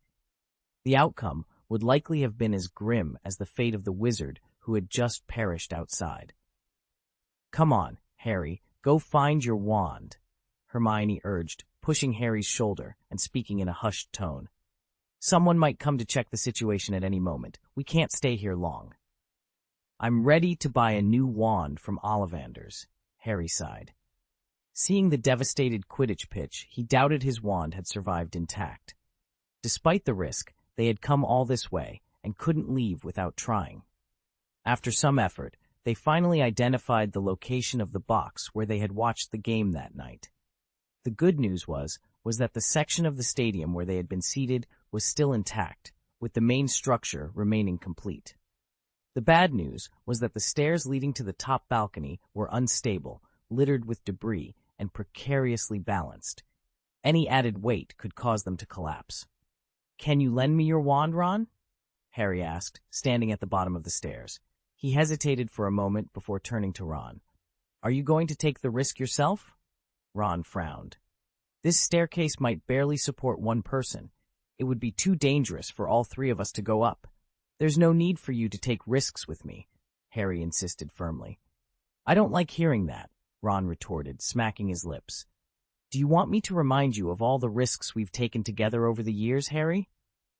Harry's concerns were not unfounded. It was indeed reckless for the three of them to charge into a building teetering on the brink of collapse. "If only we could fly," Hermione lamented, glancing up at the box above. "But flying isn't a simple spell. It's far too complex for us." "Actually, it's not that difficult," Ron interjected. "With a broomstick, even a shooting star would do." He scanned the area, searching for a safer way to reach the box, while Harry and Hermione gazed at it with a sigh. Suddenly, without any warning, a voice shattered the silence. The voice was off-key and hoarse with pain, yet it wasn't a cry for help. It sounded more like a curse. Bone reappears. In the next instant, a massive, gleaming green object materialized in the top box and soared high into the sky. End of this chapter. Chapter 490, The Dark Mark.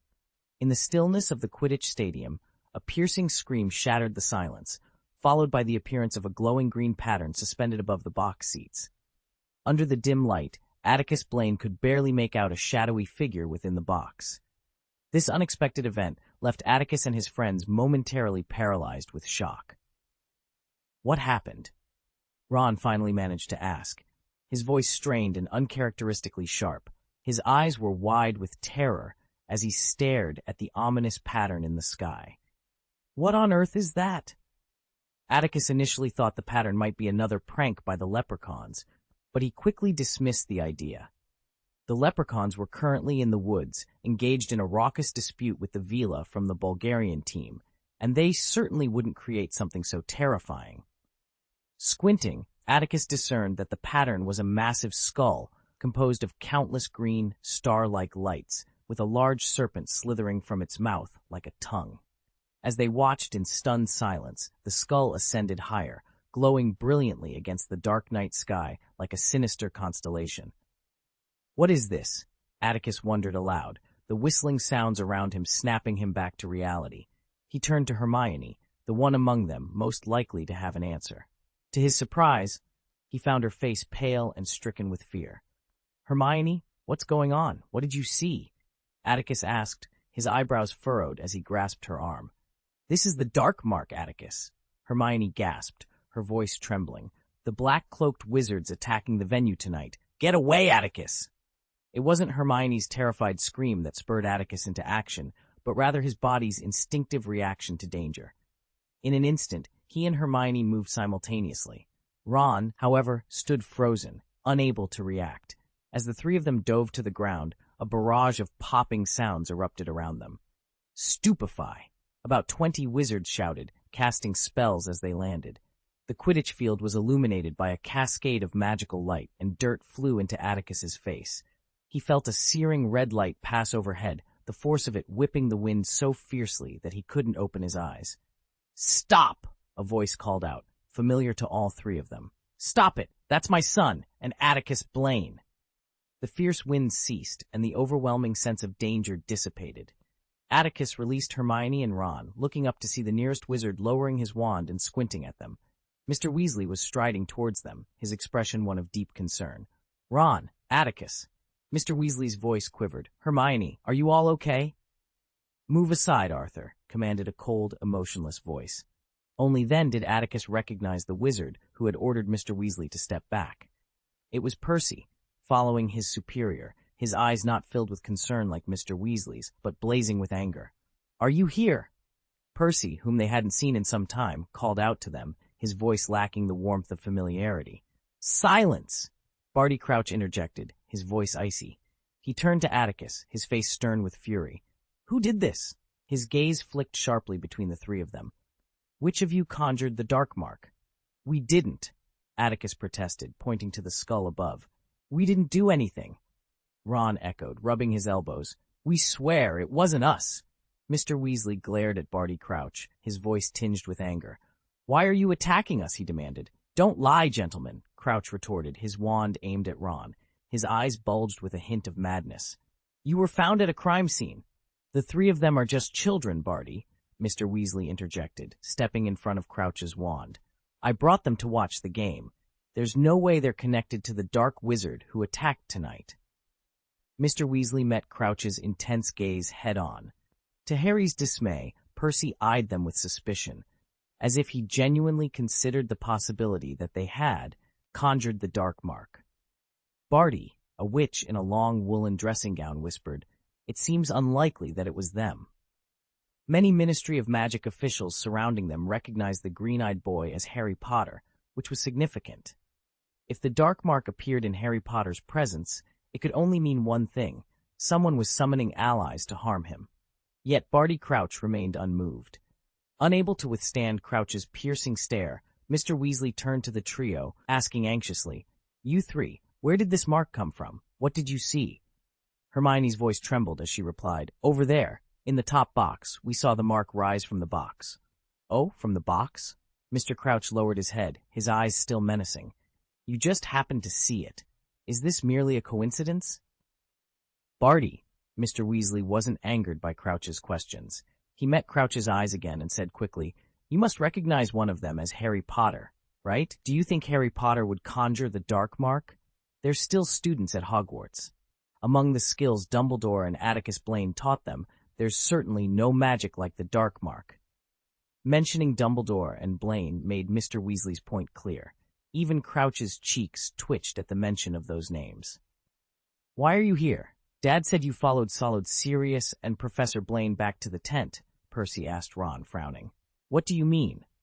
Ron retorted, glaring at his brother. "I've already said we have nothing to do with that mark.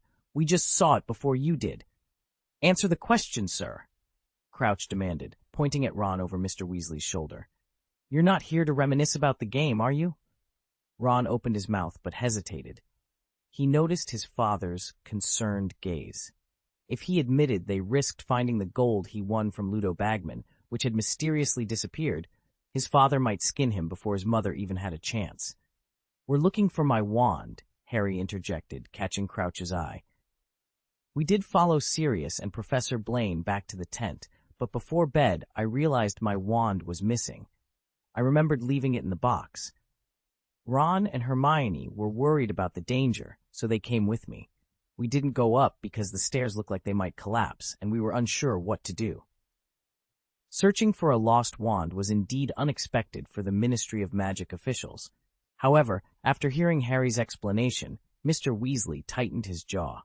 "You didn't let Sirius accompany you?" he asked, his voice strained.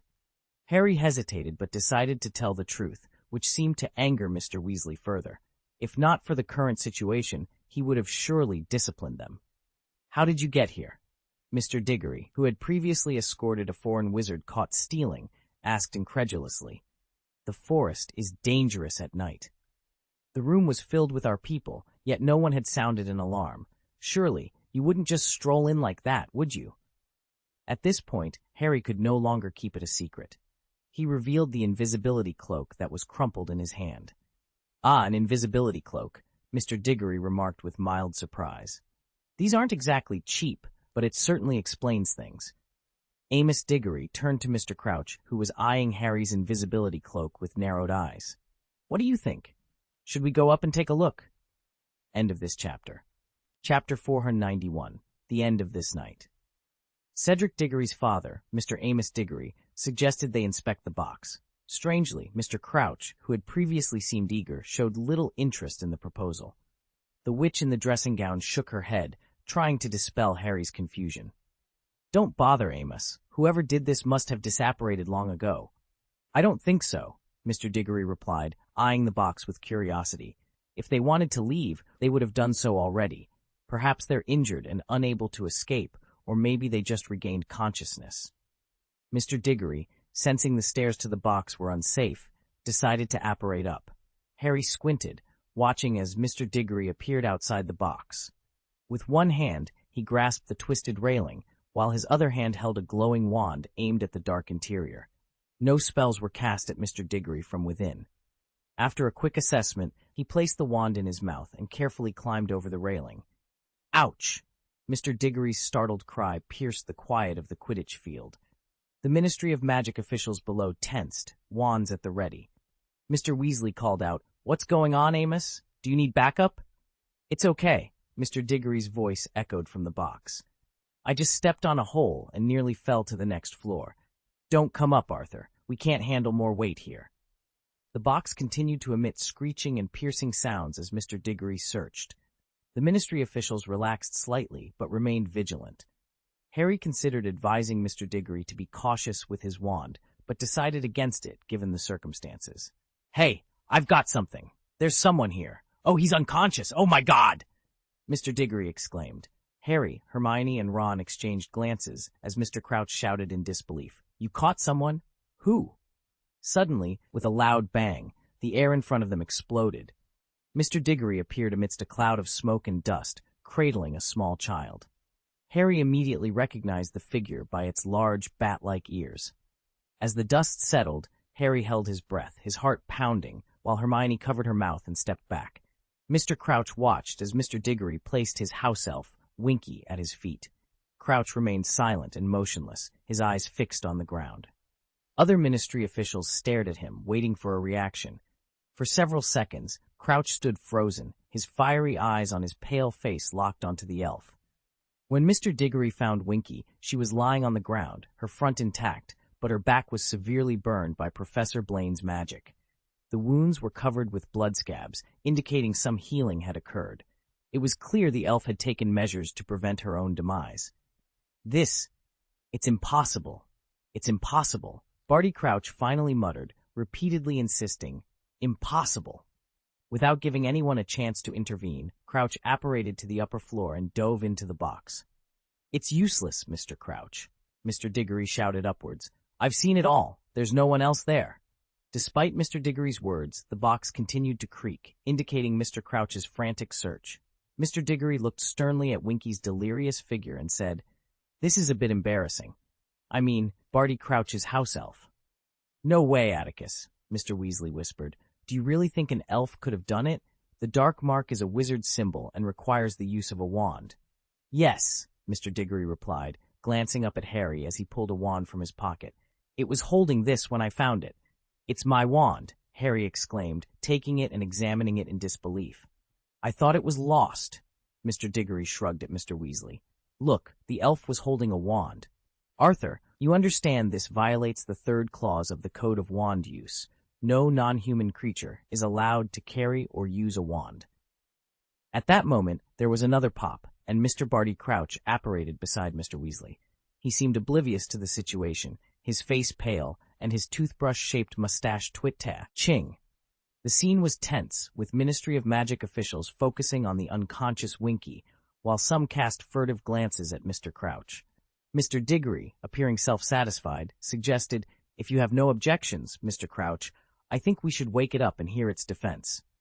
Mr. Crouch remained unresponsive, but Hermione interjected surprised. "But this elf is seriously injured. Shouldn't you treat it first? It can't answer questions like this." Mr. Diggory raised an eyebrow, as if amused, but perhaps considering Mr. Crouch's mood, he replied, "This is the usual procedure, miss, but tonight we've suffered significant losses.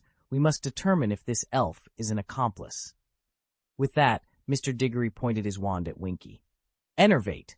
Winky stirred weakly, attempting to turn over, but the movement aggravated its back wound, causing it to wail in pain.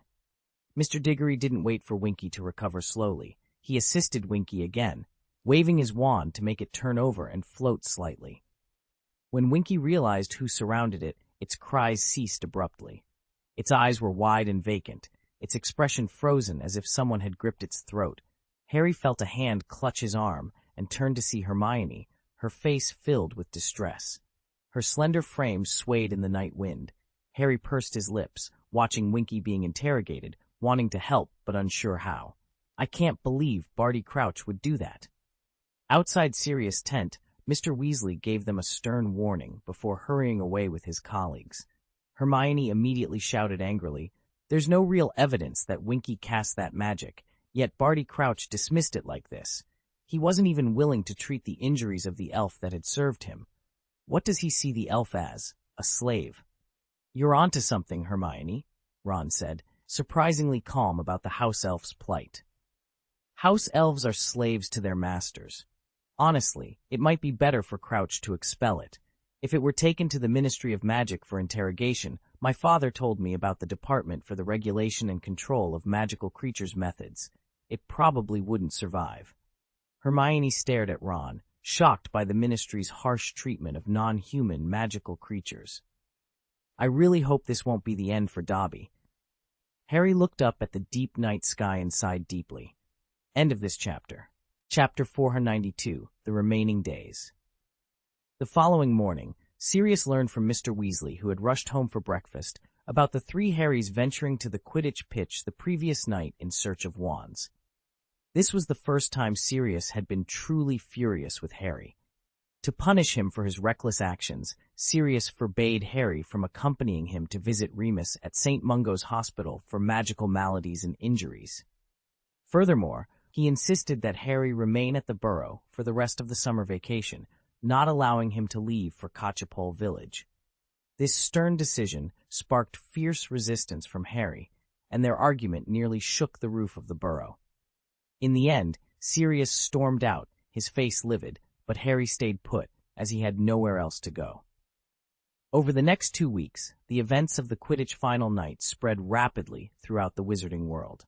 The Daily Prophet almost turned into a personal portrait gallery of Atticus Blaine. For half a month, the front page featured a photo of Atticus and Vidia's duel at the Quidditch Stadium. From the second page to the last, Atticus was prominently displayed. The entire wizarding community buzzed about the incredible showdown between Atticus Blaine and the Dark Witch, fueled by photos taken during her public appearances. Before this, the most talked-about event in the wizarding world was the legendary duel between Albus Dumbledore and Gellert Grindelwald in Paris, half a century ago. However, few wizards who witnessed that earth-shattering duel firsthand are still alive. Most have only heard tales and conversations and haven't even read specific records. In contrast, more than 1,000 wizards were present at the Quidditch pitch that night, representing nearly every thriving magical civilization worldwide.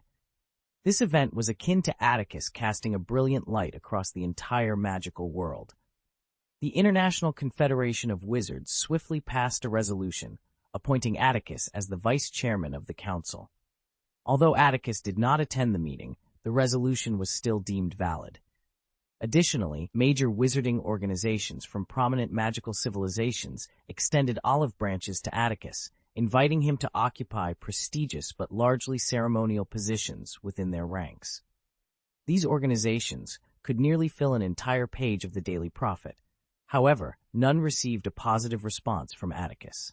Amidst the wave of admiration and accolades, there were also discordant voices. Statistics later revealed that over 100 wizards failed to escape the Quidditch pitch that night and were caught in the aftermath of the duel between Atticus and Vidya. Most were treated at St. Mungo's Hospital, where their lives were saved, but a significant number lost their lives on that field forever. The families of the deceased were not willing to let this go. They organized and stormed the British Ministry of Magic, demanding severe punishment for Atticus Blaine. The Ministry of Magic did its best to placate them. For those willing to accept a sum of gold, the ministry offered substantial additional compensation. For those determined to see Atticus punished, the ministry shifted the blame to Vidya Cleona, claiming that their loved ones were victims of the Dark Witch and that Mr. Blaine had done everything in his power to save them. This explanation, however, could not fully satisfy the grieving families. The grieving family members, desperate to be heard, rushed once more to the Daily Prophet building, hoping the newspaper's influence could amplify their voices. The Daily Prophet did respond, albeit modestly, by mentioning the incident a few times on the last page, where word games were usually featured. However, the coverage soon dwindled. Meanwhile, public attention shifted to the masterminds and motives behind the attack that night. The British Ministry of Magic provided a somewhat satisfactory explanation the day after the attack. They announced that the perpetrators were a group of individuals who idolized the mysterious figure, though they were not his true followers. These individuals committed atrocious acts in a misguided attempt to honor him. In the days that followed, the wizarding world received daily updates on the number of dark wizards apprehended in connection with the incident. The Wizengamot demonstrated its efficiency in prosecuting Death Eaters, reminiscent of the time when the mysterious figure fell. Reporters witnessed unfamiliar faces being escorted out of the Wizengamot courtroom by aurors destined for Azkaban. Simultaneously, unrest brewed among wizards living in the shadowy corners of magical societies across Europe. Rumors circulated about a powerful madman hunting them. On the 13th day after the attack, just as people were growing weary of Atticus Blaine's relentless reports, another explosive piece of news emerged. Under the watchful eyes of numerous reporters stationed in the Ministry of Magic's hall, hoping to interview Atticus Blaine and wizards visiting for business, Atticus Blaine appeared alongside Rufus Scrimgeour, the director of the Auror office. They were escorting Vidya Cleona, who appeared bewildered and deeply shaken. The Daily Prophet quickly released an additional issue to inform the magical community of this development. They actually caught her, but Harry, feeling restless at the burrow, received the extra issue of the Daily Prophet during dinner. He glanced at Mr. Weasley, who was home for the first time in nearly 2 weeks and looked worn out. Confusion filled Harry's eyes. The newspapers claim the Ministry of Magic learned from interrogations that the Dark Witch was the mastermind behind the attack and the leader of the masked wizards, Harry said, shaking the newspaper. It states that the Dark Witch confessed, but there's clearly something wrong. Many people in the box that night saw the masked wizard and the Dark Witch didn't know each other at all. Just let it go, Harry, Mr. Weasley replied, his voice almost pleading, with dark circles under his eyes. Dad, George interjected suddenly from across the table.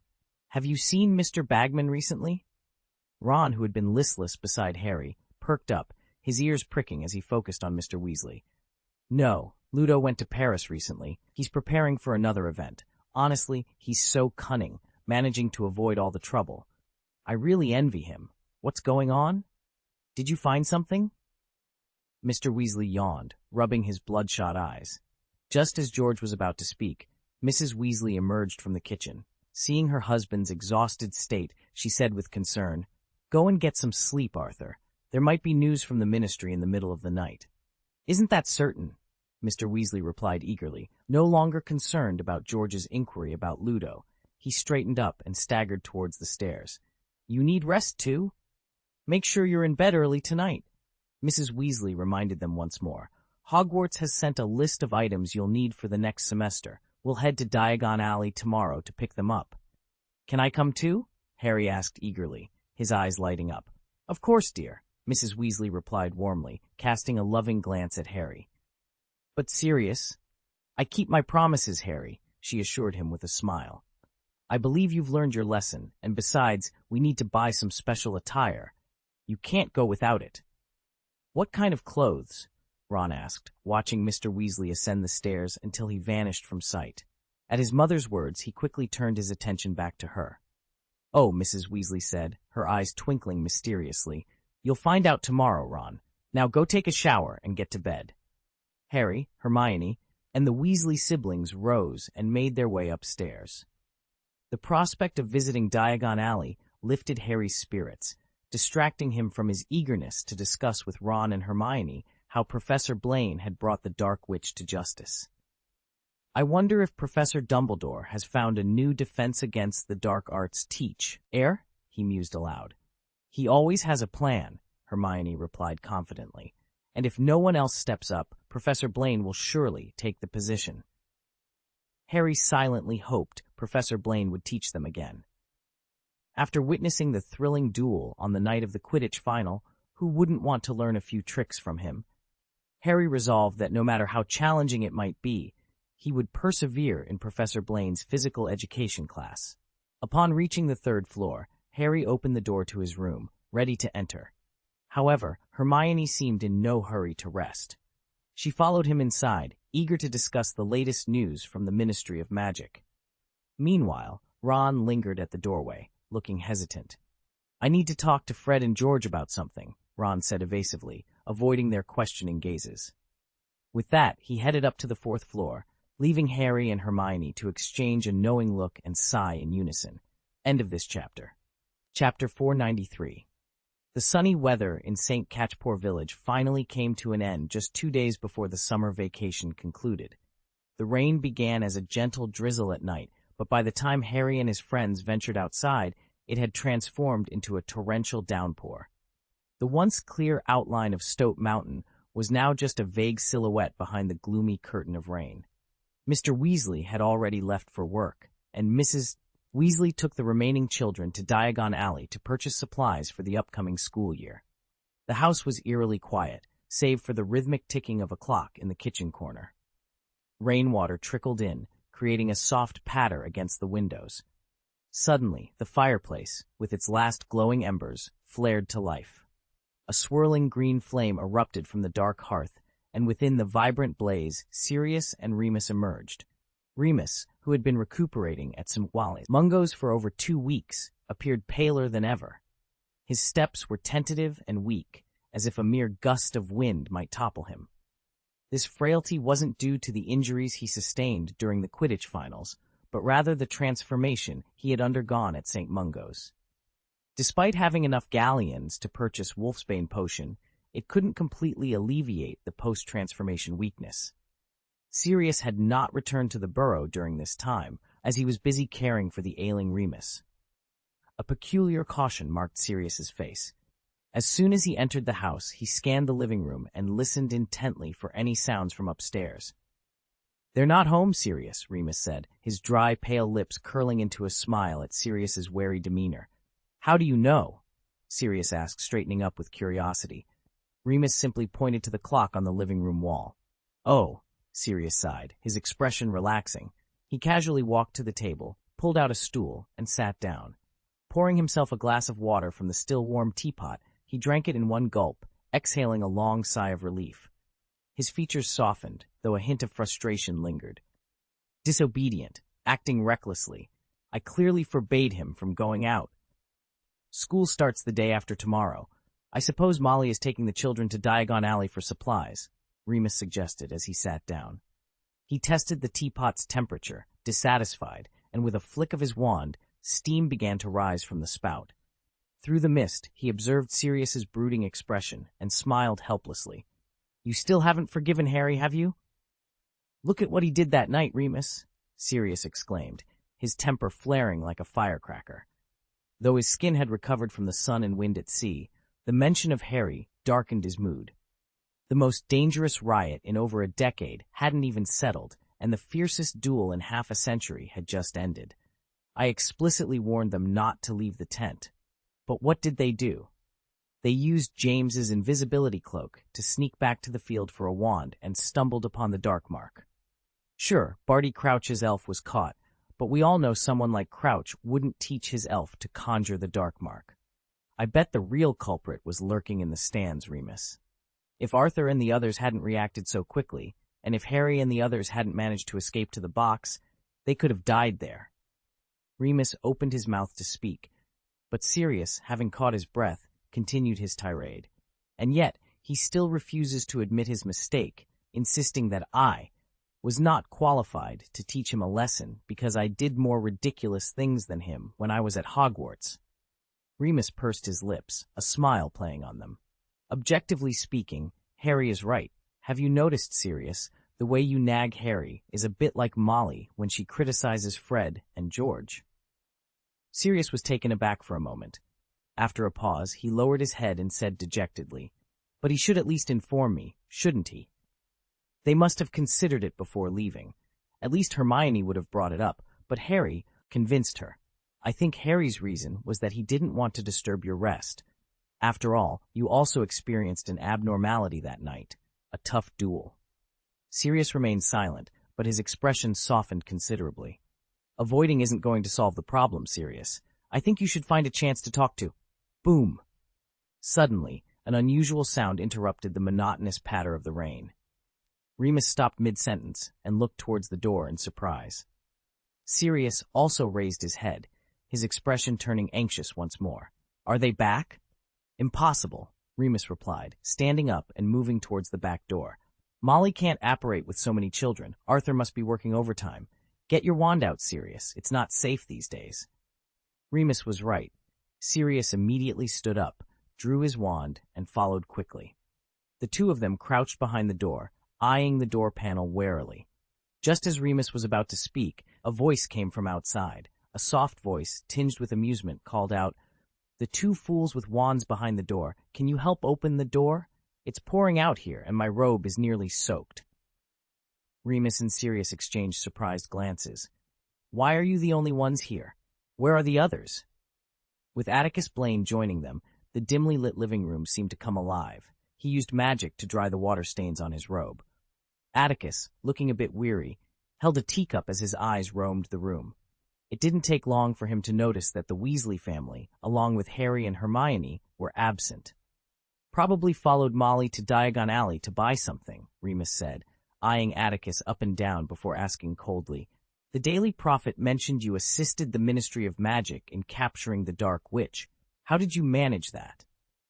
Atticus raised an eyebrow but remained silent. "I mean, I didn't hear about any earth-shattering duel breaking out somewhere," Remus continued, his curiosity piqued. "Oh," Atticus replied, mentally commending Remus's perceptiveness. He smiled and said, "You all know I took her wand on the night of the Quidditch final. It was the source of her power. Without it, she wasn't as formidable." "Very impressive," Sirius said enthusiastically, looking at Atticus, whose calm eyes belied his youthful appearance.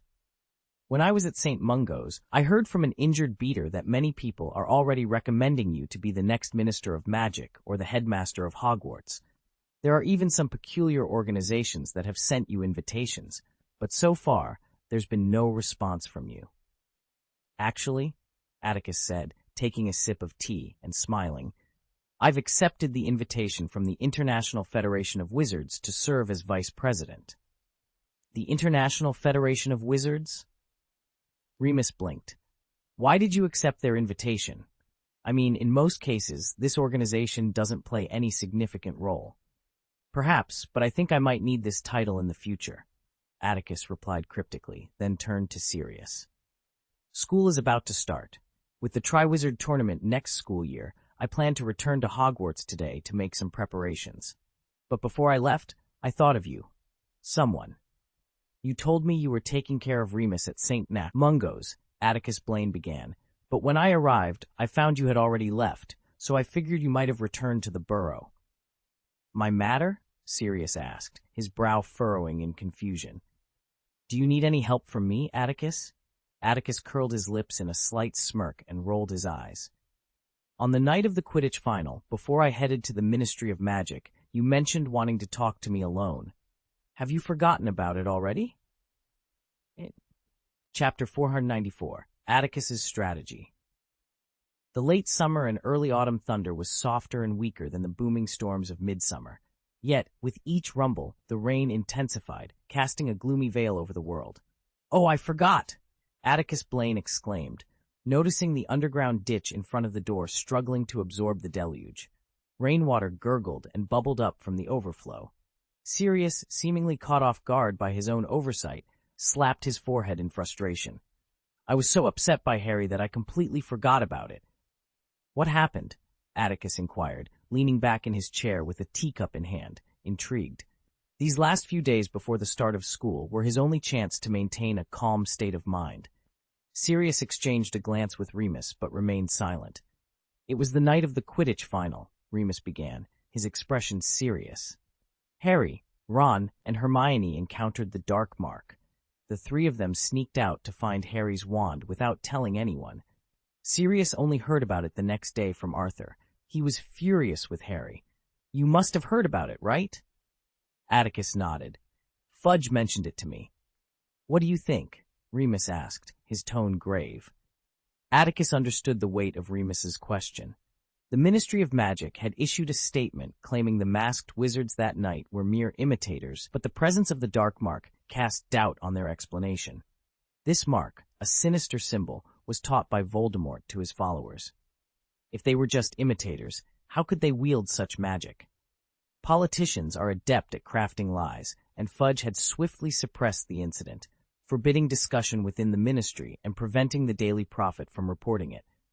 Old Barty handled it decisively, Atticus remarked, brushing off the topic.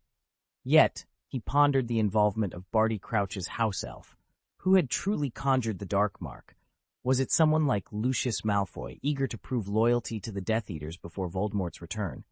Tell me, Sirius, what do you want to discuss? Atticus asked, refilling his cup with water, maintaining a calm demeanor. Oh, there's no need to leave, Remus, Sirius interjected, stopping Remus from departing. I was inspired by you. He took a deep breath and turned to Atticus. Here's the situation. Sirius recounted the tale. Fred and George had clashed with their mother, Mrs. Weasley, over their prank products. Remus had plans to invest in the twins, helping them open a joke shop in Hogsmeade. He shared his true intentions behind this venture and expressed his frustration at having done nothing since leaving Hogwarts. Ever since Sirius and Remus learned of Harry's troubling dreams, they sensed Voldemort's growing presence in the shadows. On the night of the Quidditch World Cup final, after Atticus defeated Vitia Cleona, a creature that had caused Harry's scar to throb painfully, the Ministry of Magic offered a public explanation. However, it failed to convince everyone, including Sirius and Remus. They suspected Vitia Cleona was an ally of Voldemort. The battle against Voldemort had never truly ended. 13 years ago, James Potter and Lily Evans had sacrificed their lives to temporarily halt the war. A more active role within the Ministry of Magic, Sirius. Your experience and dedication could be invaluable in the fight against Voldemort. Sirius's eyes widened with a mix of surprise and intrigue. You mean working from within the ministry? He asked, his voice tinged with both curiosity and skepticism. Exactly, Atticus Blaine replied, leaning forward in his chair. The ministry is a complex entity, and having someone like you on the inside could provide us with crucial insights and influence. We need allies in every corner of the wizarding world, and your presence there could make a significant difference. Remus, who had been quietly listening, nodded in agreement. Sirius, this could be an opportunity to not only protect Harry, but also to help shape the future of our world. The Minister, I needs people who truly understand the stakes. Sirius considered their words, his mind racing with possibilities. I never thought I'd find myself working for the Ministry, he admitted, a hint of a smile playing on his lips. But if it means making a real impact, then perhaps it's worth considering. Atticus smiled, sensing the shift in Sirius's resolve. We all have our roles to play in this war, and yours could be pivotal. The Ministry is not just a bureaucratic machine, it's a battleground in its own right. With your help, we can ensure that the right decisions are made. The room fell into a contemplative silence as the weight of their conversation settled over them. Each of them understood the gravity of the situation and the sacrifices that lay ahead. Yet, in that moment, there was a shared sense of purpose and determination.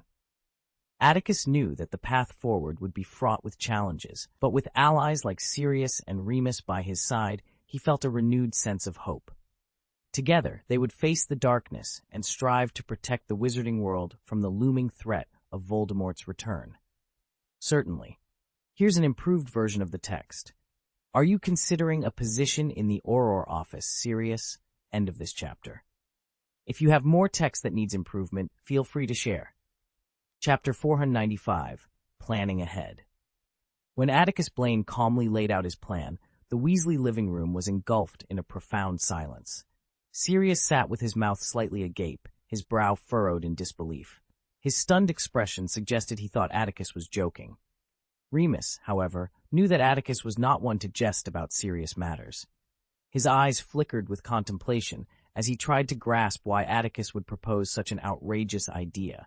Join the Auror office and become an Auror, Atticus suggested. Sirius leaned back, his mouth still unable to close. You mean, you want me to work under Cornelius Fudge? Perhaps you and Cornelius Fudge aren't fond of each other, but there's no personal vendetta, right? Atticus replied with a smile. That's not the issue, Atticus. Sirius rubbed his face with his hands, trying to clear his head. You want me to become an Auror, a former prisoner of Azkaban, to catch criminals? What are you thinking? First of all, you've been proven innocent, Sirius. Your imprisonment in Azkaban was a mistake by the Ministry of Magic and the Wizengamot, Atticus said, his gaze piercing into Sirius's eyes. Secondly, I believe this job suits your personality. It's thrilling, dangerous, and involves fighting against evil. I think you'll enjoy it. That's not the problem, Atticus, Remus finally interjected. The Auror office is the elite force of the Ministry of Magic. From what I've heard, every Auror undergoes extensive training and assessment before they can officially join. Sirius's skills are undoubtedly impressive, but bypassing the selection process to make him an Auror is something even Albus couldn't manage. Under normal circumstances, it would indeed be difficult, Atticus acknowledged, remaining composed. But I've recently done a significant favor for the Ministry of Magic, from Cornelius Fudge to various departments. I believe that if Sirius presents my letter of recommendation, the Ministry will seriously consider it.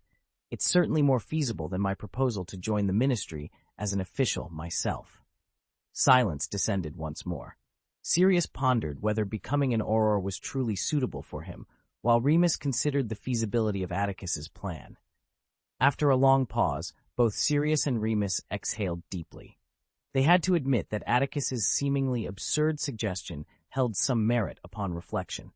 However, this did not mean they agreed with the proposal.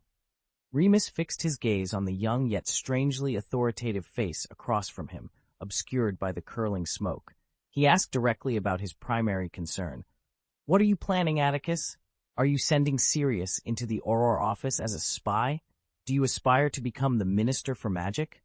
Living in a magical world rife with discrimination and prejudice, Remus naturally harbored a distaste for politicians. Sensing the potential motive behind Atticus's proposal, he became immediately wary. Oh, politics isn't such a trivial matter, Remus. Fudge represents the interests of a group of people. Removing him isn't something that can be achieved by merely sending in a spy, Atticus chuckled. Besides, I have no desire to be the Minister of Magic. I don't want to spend my life balancing the interests of all parties. Such tedious affairs. Atticus's earnest gaze made Remus nod unconsciously. Indeed, this aligned with Atticus's character.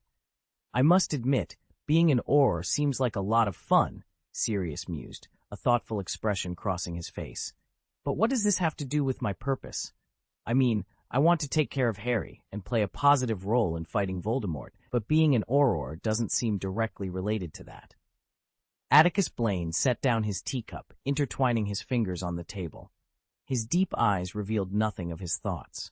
Remus, momentarily dazed, straightened his posture subconsciously. On the night of the World Cup final, when Cleona escaped from me and the riot gradually subsided, Cornelius Fudge didn't stay at the scene to direct the rescue or comfort the people. He immediately returned to the Ministry of Magic and urgently summoned Principal Dumbledore to see him, Atticus explained calmly. What do you think Fudge was thinking at that time? What? Sirius asked, caught off guard. Fudge asked Dumbledore if there was any way to keep me at Hogwarts indefinitely. In other words, he wanted Principal Dumbledore to imprison me there. How dare he make such a request? Sirius exclaimed, eyes wide with anger as he slammed his hand on the table. Remus's face tightened, a hint of sarcasm playing on his lips. Oh, it's not surprising. The power I displayed that night was beyond the Ministry of Magic's control. Cornelius Fudge knew he had no means to restrain someone like me. He also anticipated that if I wanted to seize power, I could use this incident to my advantage. Even if I had no chance of becoming the Minister of Magic, it wouldn't be difficult for him to be ousted. So, despite the Ministry's credibility being on the brink of collapse, he remained wary of me. He is wary of Albus Dumbledore, but he considers me more dangerous. Atticus continued, observing his attentive audience. If, in the future, the wizarding world falls into war due to Voldemort's return, I believe the Ministry of Magic, led by a narrow-minded minister like Cornelius Fudge, will do nothing but hinder Dumbledore. Principal Dumbledore is aware of this, but due to his noble character, he doesn't want to interfere with the Ministry. I hope that by then, the Ministry will heed some rational advice. You want me to become an Auror and have some influence in the Auror office, don't you, Atticus? Sirius blurted out. Exactly, Atticus smiled. The Auror office is a crucial department. Scrimgeour won't easily relinquish his position, Atticus, and if Sirius just becomes an Auror, it won't have much impact, Remus, ever the voice of reason, pointed out. Rufus Scrimgeour was indeed not one to easily cooperate with Atticus, and Atticus was well aware of this. There's always a way, Atticus replied, his words deliberately vague. Political struggle is the same in any world. He didn't want to reveal all his plans prematurely. After some explanation, Sirius finally grasped Atticus's plan, though he remained hesitant. To be honest, he had never considered becoming a Ministry of Magic official like Arthur. Moreover, Atticus seemed to hope he could become the director of the Auror office. This was a significant decision, and even the usually decisive Sirius found himself unable to make up his mind immediately. Atticus didn't pressure Sirius for an immediate decision. As Sirius pondered, Atticus turned his attention to Remus. As for you, Remus, you wish to stay in Hogsmeade to ensure Harry can be rescued quickly if he's in danger. But with all due respect, there's no need for that. If Harry encounters me or Principal Dumbledore, there is no foreseeable danger. I'm sorry, it seems like the text you provided is incomplete. Could you please provide the full text or more context so I can assist you in improving it? Chapter 496, The Shape of War. Yes, I understand. Atticus Blaine's words were sharp, yet they did not unsettle Remus. He responded with a calm demeanor. Remus had indeed considered these issues. With Albus and Atticus at Hogwarts, any attempt to approach Harry with ulterior motives would be challenging. However, this did not mean he was willing to simply stand by. James, Lily, Peter, Sirius, and himself, friends from their Hogwarts days, were now reduced to just him and Sirius. Harry, the child of James and Lily, was the sole descendant of their group. Remus felt a strong desire to do something for him. The Ministry of Magic issued a statement claiming the group that attacked the World Cup was merely a band of foreign dark wizards. You and Albus have remained silent on the matter. However, Sirius and I both know, Atticus, that Harry's dream has revealed much. Remus stated calmly, meeting Atticus's gaze. He is plotting to murder Harry and has already made attempts. Although you thwarted his last effort, the next could be as soon as tomorrow. he will stop at nothing to kill Harry and continue his reign of terror. I cannot be aware of all this and do nothing. By staying in Hogsmeade, I can at least monitor any developments. Remus had his own plans and intended to act on them, but Atticus hoped his actions would be more impactful. You plan to open a business in Hogsmeade using the joke products developed by those two mischievous young lads. This will allow you to keep an eye on Hogwarts while maintaining your livelihood. There's no issue with that. Remus, I can help you by speaking to some contacts at the Ministry of Magic to get your store up and running quickly. However, this passive waiting can only achieve so much. I have some ideas that require implementation, and after careful consideration, I believe you are the right person for the job, Atticus said calmly. Of course, you can refuse, Remus. I have no authority to command anyone except Filch. If you're suggesting I join some department of the Ministry of Magic, I don't think that's very likely, Remus replied, aware that Atticus's wisdom and power were beyond ordinary comprehension. He sensed that what Atticus was proposing could be crucial for the future. After a moment's hesitation, Remus spoke softly. Of course, it's not that, Atticus replied, a slight smile playing on his lips. This matter is quite complex and needs to be tackled in stages. The first step involves market research. I hope you can dedicate some time to help me with this. Market research? Remus raised an eyebrow in surprise, while Sirius, who had been contemplating whether to join the Ministry of Magic, looked up with wide eyes. You heard correctly, market research, Atticus confirmed, dropping any pretense. I need you to conduct a thorough market analysis of essential supplies for the magical community. Once this is done, you must identify the companies and workshops behind these products. Sirius and Remus exchanged puzzled glances, unsure of Atticus's intentions. But how does this relate to dealing with Voldemort? Remus pondered the deeper meaning behind Atticus's proposal, while Sirius, eager for answers, asked directly. This time, Atticus did not provide a straightforward answer. Instead, he replied softly, You have lived through the war years, Sirius. You must understand that war and dueling are entirely different. A duel is merely the victory or defeat of two individuals, whereas war is a multifaceted confrontation, manifesting in various forms, with military conflict being just one aspect. Not only was Sirius perplexed, but even Remus struggled to grasp what Atticus Blaine intended to convey. The social structure of the magical world is relatively primitive, and Atticus did not expect Remus and Sirius, who have been immersed in the magical world since childhood and remain indifferent to Muggle society, to fully comprehend his intentions. However, this step was essential. If Remus was unwilling to undertake it, Atticus would have no choice but to take action himself. Investigating the true controllers behind the companies and workshops that produce daily necessities for the magical community isn't particularly dangerous, but it requires being well-informed and adaptable. Remus, I believe you possess these qualities, Atticus stated. Remus opened his mouth but remained silent. Indeed, as a werewolf, he had spent over a decade navigating the magical world to survive, interacting with individuals from all walks of life. He was indeed more suited for this task than Sirius, who had been confined to Azkaban for 10 years. Do you really think this is important, Atticus? Remus asked, frowning. Dumbledore has his own plan to deal with Voldemort, and I have my own ideas. What I just shared with you is a crucial part of my plan, Atticus replied calmly. As previously mentioned, his plan required implementation in multiple stages. Currently, Remus was expected to execute only the most basic part. Things would become more complex afterward, potentially shaking the stability and foundation of the magical world.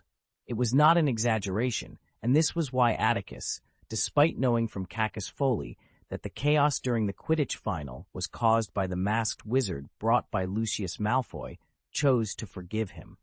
He needed the Malfoy family's assistance for his plan. The dull raindrops made a crackling sound as they hit the glass window, and a chill gradually seeped up from the rain-soaked ground. Deep in thought, Remus, who was in a weakened state after his transformation, felt uncomfortable. He stopped pondering, wrapped his robe tightly around himself, and poured a cup of hot water from the teapot on the table. With a snap of his fingers, Atticus stood up, and a strong flame suddenly ignited in the extinguished fireplace. The fire quickly dried the moisture in the air, bringing warmth to the room. "You two can take your time to think it over. There's no need to reply immediately," Atticus said, not sitting down again. He moved to the fireplace, grabbed a handful of flue powder from an open pocket on the shelf above, and looked at it in his palm. In the magical world, only a small group of wizards can apparate. Most wizard families travel together, and there aren't many options. Using flue powder is undoubtedly a significant means of travel for wizards. Atticus tossed the flue powder into the fireplace, waiting until the flames turned green. He then turned around and said, "I won't be staying for lunch. I need to rush to London and then take the bus back to Hogwarts. There are many matters awaiting my attention there. Once you've made a decision, send an owl with a letter to me, and I'll arrange the next steps." With that, Atticus stepped into the fireplace and vanished in a swirl of rapidly rotating flames. "It feels like working for the Order of the Phoenix again," Sirius muttered as he watched the flames return to normal. "Atticus is probably planning to do just that," Remus said slowly, rubbing his hair. "He's likely planning to form a new organization." Chapter 497, Colleagues at Hogwarts. The sharp, ear-piercing creak of the door hinge echoed through the mountains and over the dark waters. At the end of the road, Hogwarts stood silently on the high ground at the cliff's edge, allowing the drizzle to wash away its ancient facade. The air was filled with the coolness of late summer, merging into early autumn. Atticus Blaine walked along the wet cobblestone path through the campus, his eyes wandering over the school he hadn't seen for 2 months. "Hey, Professor Blaine, you're back!"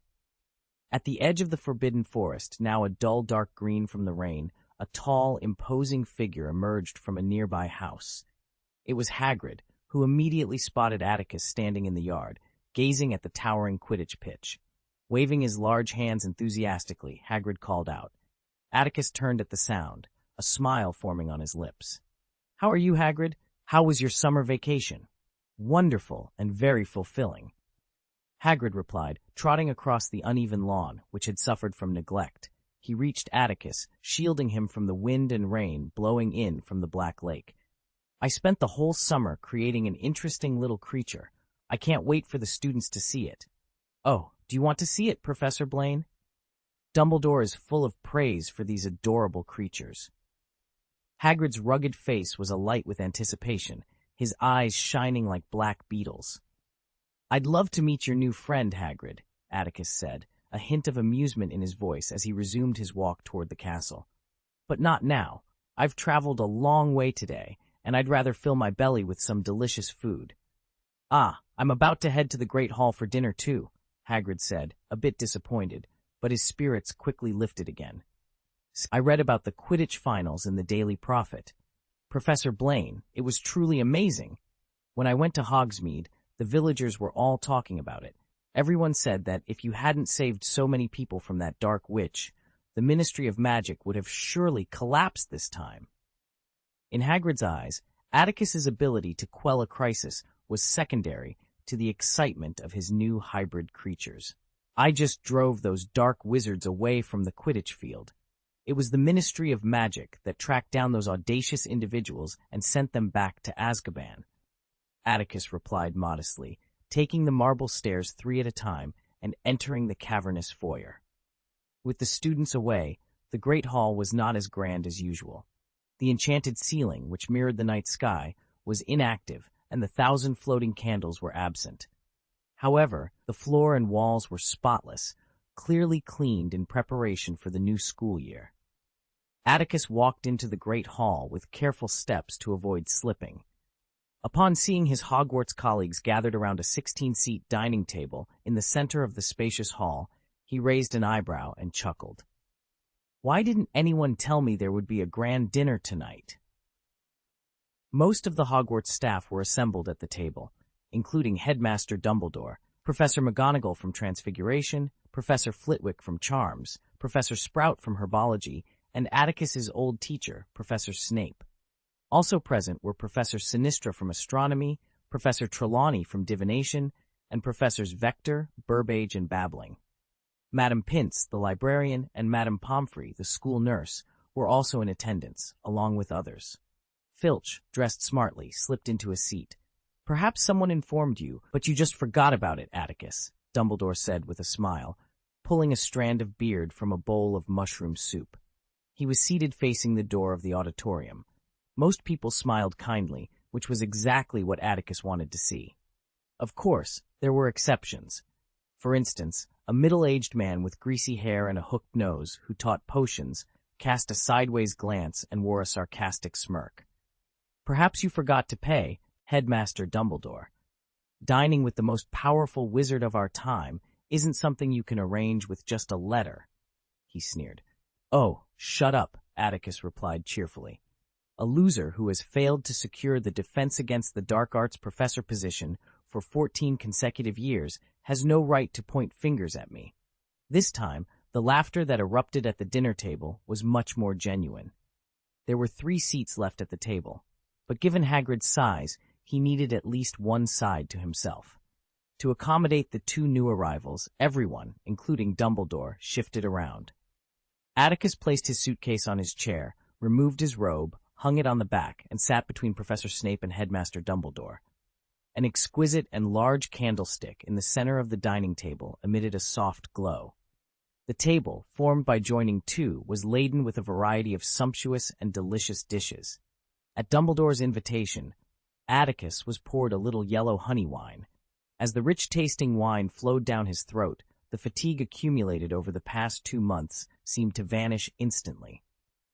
Atticus sighed with relief and asked in a lively tone, "What exciting topics have I missed?" "We were just discussing the fire curse you used on the night of the Quidditch World Cup final, Atticus." Professor Flitwick seemed eager to bring up the topic. He stood on the bench and shouted in an excited voice, "You mispronounced the name of that magic, Filius. It's the Spirit Fire Curse," Severus said, still with a hint of sarcasm. "Using the fire curse would land you in Azkaban. Smart people would have considered this loophole. Why, is the old Potter's house in Godric's Hollow locked up by the Ministry of Magic and off-limits?" Atticus shot Snape an annoyed look. "That magic is very different from when you used it in the Forbidden Forest many years ago, Atticus," Professor McGonagall chimed in. Perhaps she had finally found some time to relax during the 2-month summer vacation, as she looked quite well, her usually dry cheeks appearing fuller. She said enthusiastically, "I didn't get to watch the game, but the Daily Prophet published photos of your magical prowess. The academic community conducted a detailed analysis of those photos. The editorial team of Transfiguration Today and I discussed it through letters. We all believe there's a hint of transfiguration in this magic, and only precise magical control can restrain the spirit fire." "Oh, I'm sorry, Atticus. It is the powerful flame magic of spirit fire that forms such a stable posture, and it exhibits wonderful dual characteristics. While the high temperature harms the enemy, it also shows a gentle side to itself."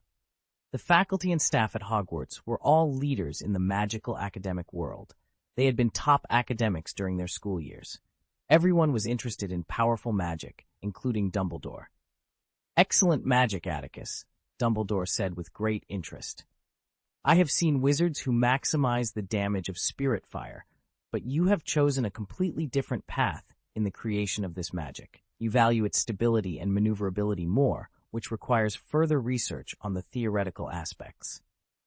The configuration of this magic was a bold innovation, requiring immense mental strength. This sparked a sort of competition among the group, as everyone except Filch felt compelled to share their thoughts on Atticus Blaine's magic. Even Hagrid, in his deep, rumbling voice, remarked, "It looks more impressive than the fire dragon's magic. The flames are much more powerful." As Atticus listened to his colleagues chatter about his magic, he couldn't shake a sense of unease. To steer the conversation away from himself, he interjected, "Why don't we discuss the Triwizard Tournament? It's the biggest challenge we're facing right now." "Oh, Atticus," Madame Pomfrey exclaimed, hiccuping slightly from the effects of her drink. "You've sent dozens of young wizards to the school hospital for 2 consecutive years. I just hope you won't do the same this year. I don't want to be embarrassed in front of our foreign guests." End of this chapter. Chapter 498. The Busyness Begins. The faculty dinner before the start of the school year was always held in a harmonious and warm atmosphere. Everyone, including Atticus Blaine, indulged in quite a bit of wine. Professor Trelawney, who had little control over her drinking, became the first person to require Madame Pomfrey's attention this school year. She was escorted out of the Great Hall by Madame Pomfrey and Madame Pince and taken directly to the campus hospital to sober up. Before Severus left, he cast a glance at Atticus, clearly wanting to have a word with him. Atticus understood the look, but Professor McGonagall intercepted him first. After the dinner, Professor McGonagall, now in full working mode, was less than amiable towards Atticus. She seized him just as he was about to have a private conversation with Severus. With Dumbledore smiling knowingly, she led Atticus up the stairs without explanation, heading towards her office. "Only you, Atticus," she exclaimed. Atticus, anticipating a reprimand, sat upright on the triangular stool opposite Professor McGonagall's desk. Both had consumed a fair amount of wine at dinner. As soon as they entered her office, Professor McGonagall opened the window to let in the cool air, then moved to the fireplace to make tea, grumbling. "Professor Victor returned to Hogwarts 10 days ago. Even Professor Dumbledore hasn't left the house in 3 days. But you, Atticus, with so much happening, have only just returned." "I had a lot to handle."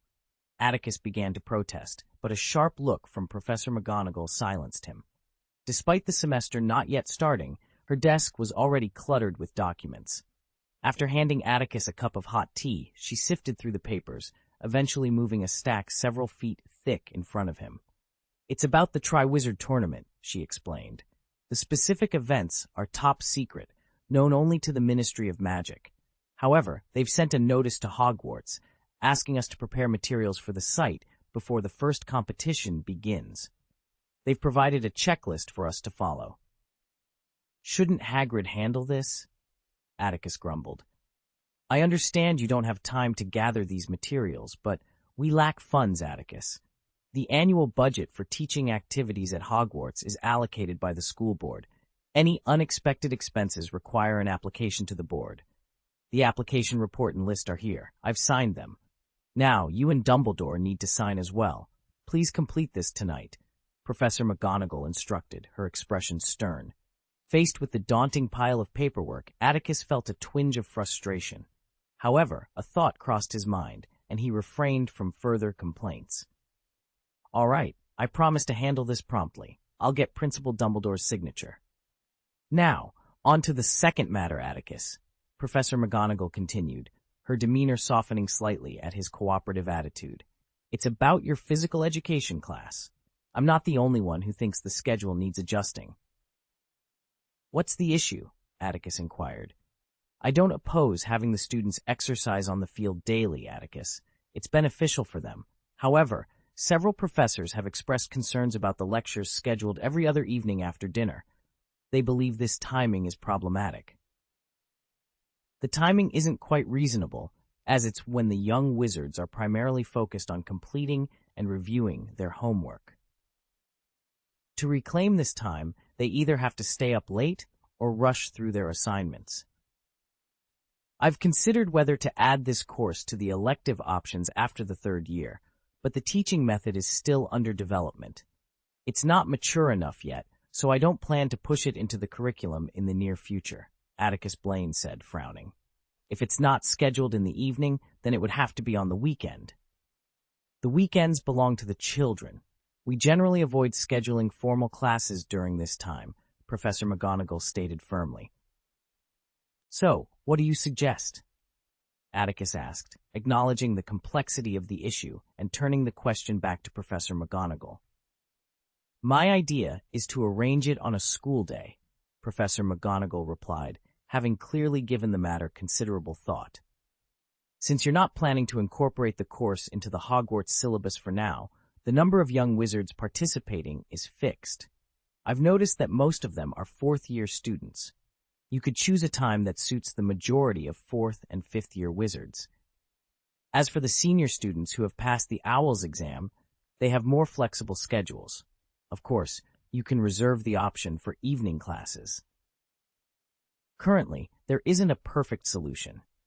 Atticus can only gather the class schedules of all the young wizards and find a time that doesn't conflict with their existing courses. The rest is unavoidable, and Atticus will have to coordinate with their deans and professors. Disrupting others' teaching is undoubtedly a delicate matter, and Atticus felt a sense of melancholy. "One more thing, Atticus." Professor McGonagall's expression shifted from solemn to slightly awkward as she addressed Atticus, who was struggling with the class schedule. "It's about the security plan you submitted to the International Federation of Wizards regarding the teaching arrangements for the young wizards from the 2 schools during the Tree Wizard tournament at Hogwarts." "What's the issue?" Atticus asked, snapping back to attention and looking at Professor McGonagall with raised eyebrows.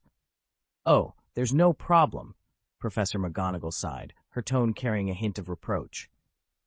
"This is a rare opportunity, isn't it? I mean, to interact with young wizards from other magical schools. But you arranged for Durmstrang students to take classes with Slytherin and Bogsbattens with Ravenclaw. Look, I'm the head of Gryffindor, Atticus, and I must advocate for this valuable opportunity for the children." The look of complaint in Professor McGonagall's eyes made Atticus groan inwardly. He hadn't chosen Slytherin or Ravenclaw out of favoritism. "This matter," Atticus rubbed his temples. "It's not that I'm denying opportunities to the young wizards of Gryffindor and Hufflepuff. Professor McGonagall, I made this plan because the young wizards from Durmstrang and Bogbotans are coming from afar to experience a teaching style completely different from what they're used to. I thought they would benefit from a relatively peaceful learning environment." Atticus paused, confident that Professor McGonagall would understand. The young wizards from Gryffindor and Hufflepuff are known for their adventurous spirits. Placing them with students from foreign schools could easily distract them from their studies, especially during final exams. Professor McGonagall pondered for a moment, then nodded, albeit with a touch of melancholy. "All right," she conceded. "I must admit, your considerations are reasonable." Atticus Blaine acknowledged as he and Professor McGonagall discussed various topics related to teaching and competitions. After about half an hour, Atticus waved his magic wand, causing the files on Professor McGonagall's desk to vanish with a pop, reappearing neatly in his own office. Standing in the corridor, Atticus glanced around, momentarily uncertain about whom to visit first. "Well, Dumbledore is a night owl," he mused to himself. "I should report to Professor Snape first." With that decision made, Atticus descended the stairs, his footsteps echoing softly in the quiet hallway. End of this chapter. Chapter 499. The office of the Dean of Slytherin House and the Potions Professor at Hogwarts School of Witchcraft and Wizardry was located underground. Perhaps due to the perpetual darkness and humidity, the air was always tinged with a faint smell of mold. Combined with the various potion ingredients derived from animals and plants, it was a scent that few could find appealing. Standing outside the office door, Atticus Blaine sneezed, reacting to the odor wafting through the crack. He rubbed his nose, grumbled in dissatisfaction, and used magic to bypass the office's defensive spells without knocking. An eerie green light emanated from behind the open door, cast by a collection of medicinal liquids soaking animal and plant specimens along the wall. Professor Snape turned his head and regarded Atticus with an expressionless gaze. "I preferred your demeanor when you were at Hogwarts, Atticus. You were much more polite then." "It was a necessity, Professor," Atticus replied, slipping his wand back into his sleeve without a change in expression. "I don't particularly care for formalities." Snape snorted coldly and continued grinding lionfish spines into powder in the basin on the table. It was clear that Professor Snape was in a foul mood. Atticus chuckled softly, maneuvering around Snape to enter the small compartment where potions were stored. He examined the various valuable potion ingredients with great interest. "A new batch of goods has arrived," he mused, picking up a small glass bottle from the shelf and inspecting it in the dim light. "Ah, gillweed. Look at this perfect specimen. It must be from its place of origin, not something cultivated in a bathtub by unskilled wizards in Algiers. This plant is quite expensive."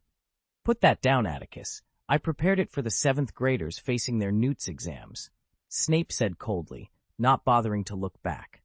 "All right," Atticus replied, curling his lips as he returned the glass bottle to its place. His eyes roamed the room for a moment. Meanwhile, Professor Snape had nearly finished preparing the class materials and was washing his hands at the sink. "What happened to that woman?" Snape inquired as he returned to the table, noticing that Atticus had picked up a bottle of vitality tonic from somewhere. Atticus drank it in several sips, smacking his lips with satisfaction. Seeing this, Snape's thin lips trembled. After taking a deep breath, he suppressed his irritation and asked a seemingly random question. "I know many ladies, Professor," Atticus replied with a raised brow. "To whom are you referring?" "The one who made you famous and once overshadowed our beloved headmaster," Snape said calmly, ignoring Atticus's jest. "The newspaper claimed she was a dark wizard in Albania. You attempted to imprison her, but she eluded capture. In recent years, finding 2 truthful sentences in the Daily Prophet is harder than hearing the truth from the Albanian girl who escaped. It's even more challenging to get the truth from the godson of a criminal who escaped Azkaban." It took Atticus a few seconds to realize who Snape meant by the godson of the criminal who escaped from Azkaban. He chuckled softly and chose not to answer directly. Instead, he asked, "Didn't you consult with Headmaster Dumbledore?" "Dumbledore said he knew nothing," Snape replied, his gaze piercing into Atticus's face. "He told me only you could answer this question. The statement in the Daily Prophet came from me, and part of it is true. I did want to catch her, and she did slip through my fingers. However, this didn't happen in Albania. As for any disputes between us, that's a private matter, Professor." Snape focused intently on Vitia Cleona, and his next words confirmed Atticus Blaine's suspicions. "That woman serves the Dark Lord, doesn't she?" Snape continued. "Why do you think that?" Atticus asked, his lips pursed as he met Professor Snape's gaze. The emotions hidden in Snape's dark eyes were shrouded in mystery, leaving Atticus perplexed. "Did Headmaster Dumbledore reveal something to you?" Atticus wondered if Dumbledore had confided in Snape. That night, Vitia had been the first to appear in Harry's box, attempting to take him away with great fanfare, which might have led Professor Snape to his conclusion. However, the way Snape subconsciously pulled at his sleeves after hearing Atticus's question suggested otherwise. Did the mark react that night? Atticus glanced at Snape's arm before looking away, continuing his inquiry.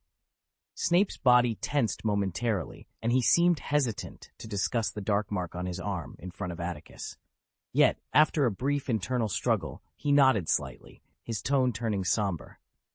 "I had just apparated back home that night when the mark on my arm reacted violently for the first time in over a decade. I thought the Dark Lord was hiding in my house." Snape's breathing became uneven as he recalled the anxiety of that moment. He fixed his gaze on Atticus's calm demeanor and continued, "After checking the house and finding nothing amiss, I rushed to Hogwarts to report to Dumbledore. But Minerva informed me that Dumbledore had just received an invitation from the Minister of Magic and wouldn't be available until the next day. I only learned about the previous night's events from the newspaper." Professor Snape's expression was grim. Dumbledore was tight-lipped, but the Daily Prophet detailed the duel between you and that woman, and finally, the wizard you faced. Snape's fists clenched tightly within his sleeves, his breath held in tension. "I know him, Atticus. In his current state, he would never risk planning such a futile attack. What is he really after?" Sirius, Remus, and Professor Snape were all esteemed figures in the British wizarding world, yet they had only glimpsed the emerging threat, leaving them unsettled. It was a reminder of the suffering they endured under Voldemort's reign. Dumbledore likely refrained from discussing it with Snape, recognizing they needed time to process the pressure weighing on their hearts. The witch I faced in the stadium was the Dark Lord's new recruit. I don't know why they allied, but it certainly wasn't due to the Dark Lord's charisma. The masked wizard who first appeared that night was merely a pawn, brought in by some fool to create chaos, while Cleona, she intended to kidnap Harry. Snape's face turned ashen at this revelation, something he hadn't known before. From the evidence, it's clear that the attempt to kidnap Harry during the Quidditch final wasn't orchestrated by the Dark Lord himself. He risked exposure to save the assistant he had painstakingly recruited. When Atticus left the basement, Snape remained lost in thought. He likely realized that the Dark Lord was prepared to return to the public eye at any cost, forcing Snape to confront a past he had long avoided. As night fell, a light rain began to fall after midnight. The howling wind and rain made Hogwarts feel as though it were sinking into an abyss, the darkness outside impenetrable. Dumbledore, clad in his nightgown, sat comfortably in the chair behind his desk, engrossed in a book. The room was quiet, with the portraits of former headmasters on the walls, and Fawkes, the Phoenix, perched serenely on his golden stand, all lost in slumber. It seemed as though Dumbledore had anticipated Atticus Blaine's arrival, yet when Atticus abruptly tossed a stack of documents onto the desk, a look of resignation crossed the old wizard's face. After Atticus spoke his first words, Dumbledore's expression shifted to one of surprise and helplessness. "Have you ever considered making Hogwarts independent, Headmaster Dumbledore?" End of this chapter. Chapter 500. The Necessity of Independence. The warm and comfortable atmosphere in the circular office shifted, becoming tense, after Atticus Blaine's seemingly casual remark. Behind Dumbledore's chair, the Sorting Hat, which had been busy preparing songs for the evening's sorting ceremony, paused its weaving. A crack near its brim opened like a mouth, reflecting the surprise on Dumbledore's face. He closed the book he had been reading, and his blue eyes, magnified by the half-moon spectacles, fixed a gaze as deep as the abyss on Atticus. Despite the intensity of his stare, Dumbledore's tone remained gentle. "It's an interesting idea to make Hogwarts independent, Atticus. When did you come up with this idea?" "Don't misunderstand me, Headmaster Dumbledore," Atticus replied, unfazed by Dumbledore's penetrating gaze. He leaned back comfortably in his chair, a slight smile playing on his lips. "I'm not suggesting that Hogwarts become a second Ministry of Magic, competing for power with Cornelius Fudge's ministry and eventually replacing it." "Then what do you mean?" Dumbledore's gaze remained steady. "The only way for Hogwarts to break free from the Ministry's jurisdiction is if Hogwarts itself becomes the Ministry. It would be foolish not to see this clearly. What I mean is..." Atticus gestured towards the pendulum and the stack of documents on Dumbledore's desk. Speaking in a calm tone, "I believe it's somewhat redundant for Hogwarts to have a school board overseeing it." A moment of silence ensued, and Dumbledore's intense gaze softened. He removed his glasses, leaned back in his chair like Atticus, and gently rubbed his temples. Fawkes, in his sleep, let out a soft chirp, while Sirius's great-great-grandfather, Phineas Black, a former headmaster of Hogwarts, discreetly opened his eyes. He glanced at Atticus with admiration, before quickly pretending to be asleep again. Dumbledore looked at the young face across the desk, a face far more composed than those of his age, yet still brimming with youthful energy. The corners of Dumbledore's mouth twitched slightly. "You didn't come up with this idea just to avoid the tedious application processes, did you, Atticus?" "To be honest, that's a significant part of it," Atticus admitted with a light-hearted smile. Dumbledore shook his head. "I'm relieved you don't intend to turn Hogwarts into a second Ministry of Magic, Atticus. However, your current thoughts would still lead to a drastic change." "I simply don't see the need for a school board above Hogwarts," Atticus replied, his demeanor becoming more serious. He raised his hand and interlocked his fingers. From the shelf lined with books on one side of the circular office, a particularly thick volume floated out and landed on the desk. "Hogwarts, A History of the School," Dumbledore noted, immediately understanding Atticus's point. When the four great founders first established the school, Hogwarts did not have a school board. However, in the centuries following their passing, Hogwarts faced operational difficulties and was on the brink of bankruptcy. To ensure the school's survival, the headmaster at the time accepted financial support from prominent pure-blood families. In return, Hogwarts established a school board responsible for daily operations and faculty appointments. Major resolutions required the board's approval. Atticus tapped the hard cover of the book, emphasizing his point. Atticus Blaine traced the edge of the book with his finger, raising an eyebrow thoughtfully. At the beginning of last year, Hogwarts was engulfed in fear due to the incident involving Slytherin's Chamber of Secrets. There were even rumors that the school might be shut down because of it. However, the school board did not grant any such permission. If the school were to accept any assistance, it would become complicit with Lucius Malfoy in his scheme to have you expelled. This is not a mere accident. Throughout the centuries of the school board's existence, they have often done a disservice to the school. History is a precious treasure, Dumbledore remarked with a smile, though not many wizards recognize its value. I understand your point, Headmaster, Atticus replied. When discussing this matter, the unavoidable topic is money. Hogwarts does not charge tuition fees, and even if it did, it wouldn't suffice. The salaries of the professors, the food and drink for hundreds of young wizards throughout the year, the daily supplies for each course, the maintenance of the school, and the support for underprivileged students. All these expenses require at least hundreds of thousands of gold galleons annually. Without the financial backing of a strong school board, the school couldn't operate for even a day. Atticus plans to abolish the school board, but the first challenge he faces is addressing the funding shortfall that would follow. He must find a way to provide Hogwarts with at least 10,000 galleons annually. This is not a problem that personal wealth can solve.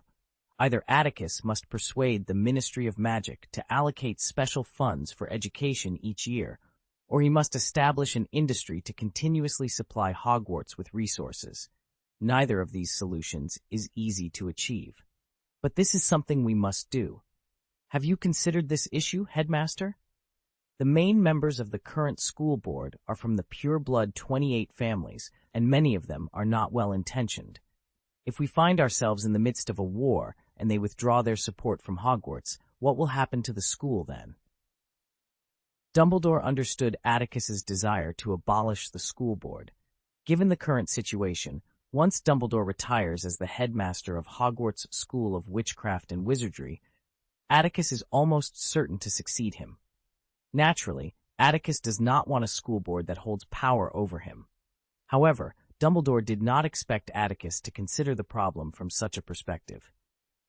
An unexpected observation, Atticus. Although, based on my knowledge of Tom, he likely wouldn't have thought of this insightful observation, Dumbledore said, his expression growing more serious. He nodded thoughtfully. This possibility does exist, and if Hogwarts faces such a situation and the Ministry of Magic fails to fulfill its responsibilities, the school will indeed find itself in a precarious position. Dumbledore's blue eyes glimmered, indicating he was seriously contemplating the issue. Perhaps I should speak with Cornelius and see if we can secure. Dumbledore began, but he paused mid-sentence, shaking his head slightly. Seeking educational funding from the Ministry of Magic is feasible under normal circumstances, but Headmaster, it is not a wise move during a war in the wizarding world, Atticus said calmly. Firstly, you cannot be certain that Cornelius Fudge will stand by the school under all circumstances. More importantly, what sustains the daily operations of Hogwarts and the Ministry of Magic's fiscal revenue is actually a group of people, isn't it?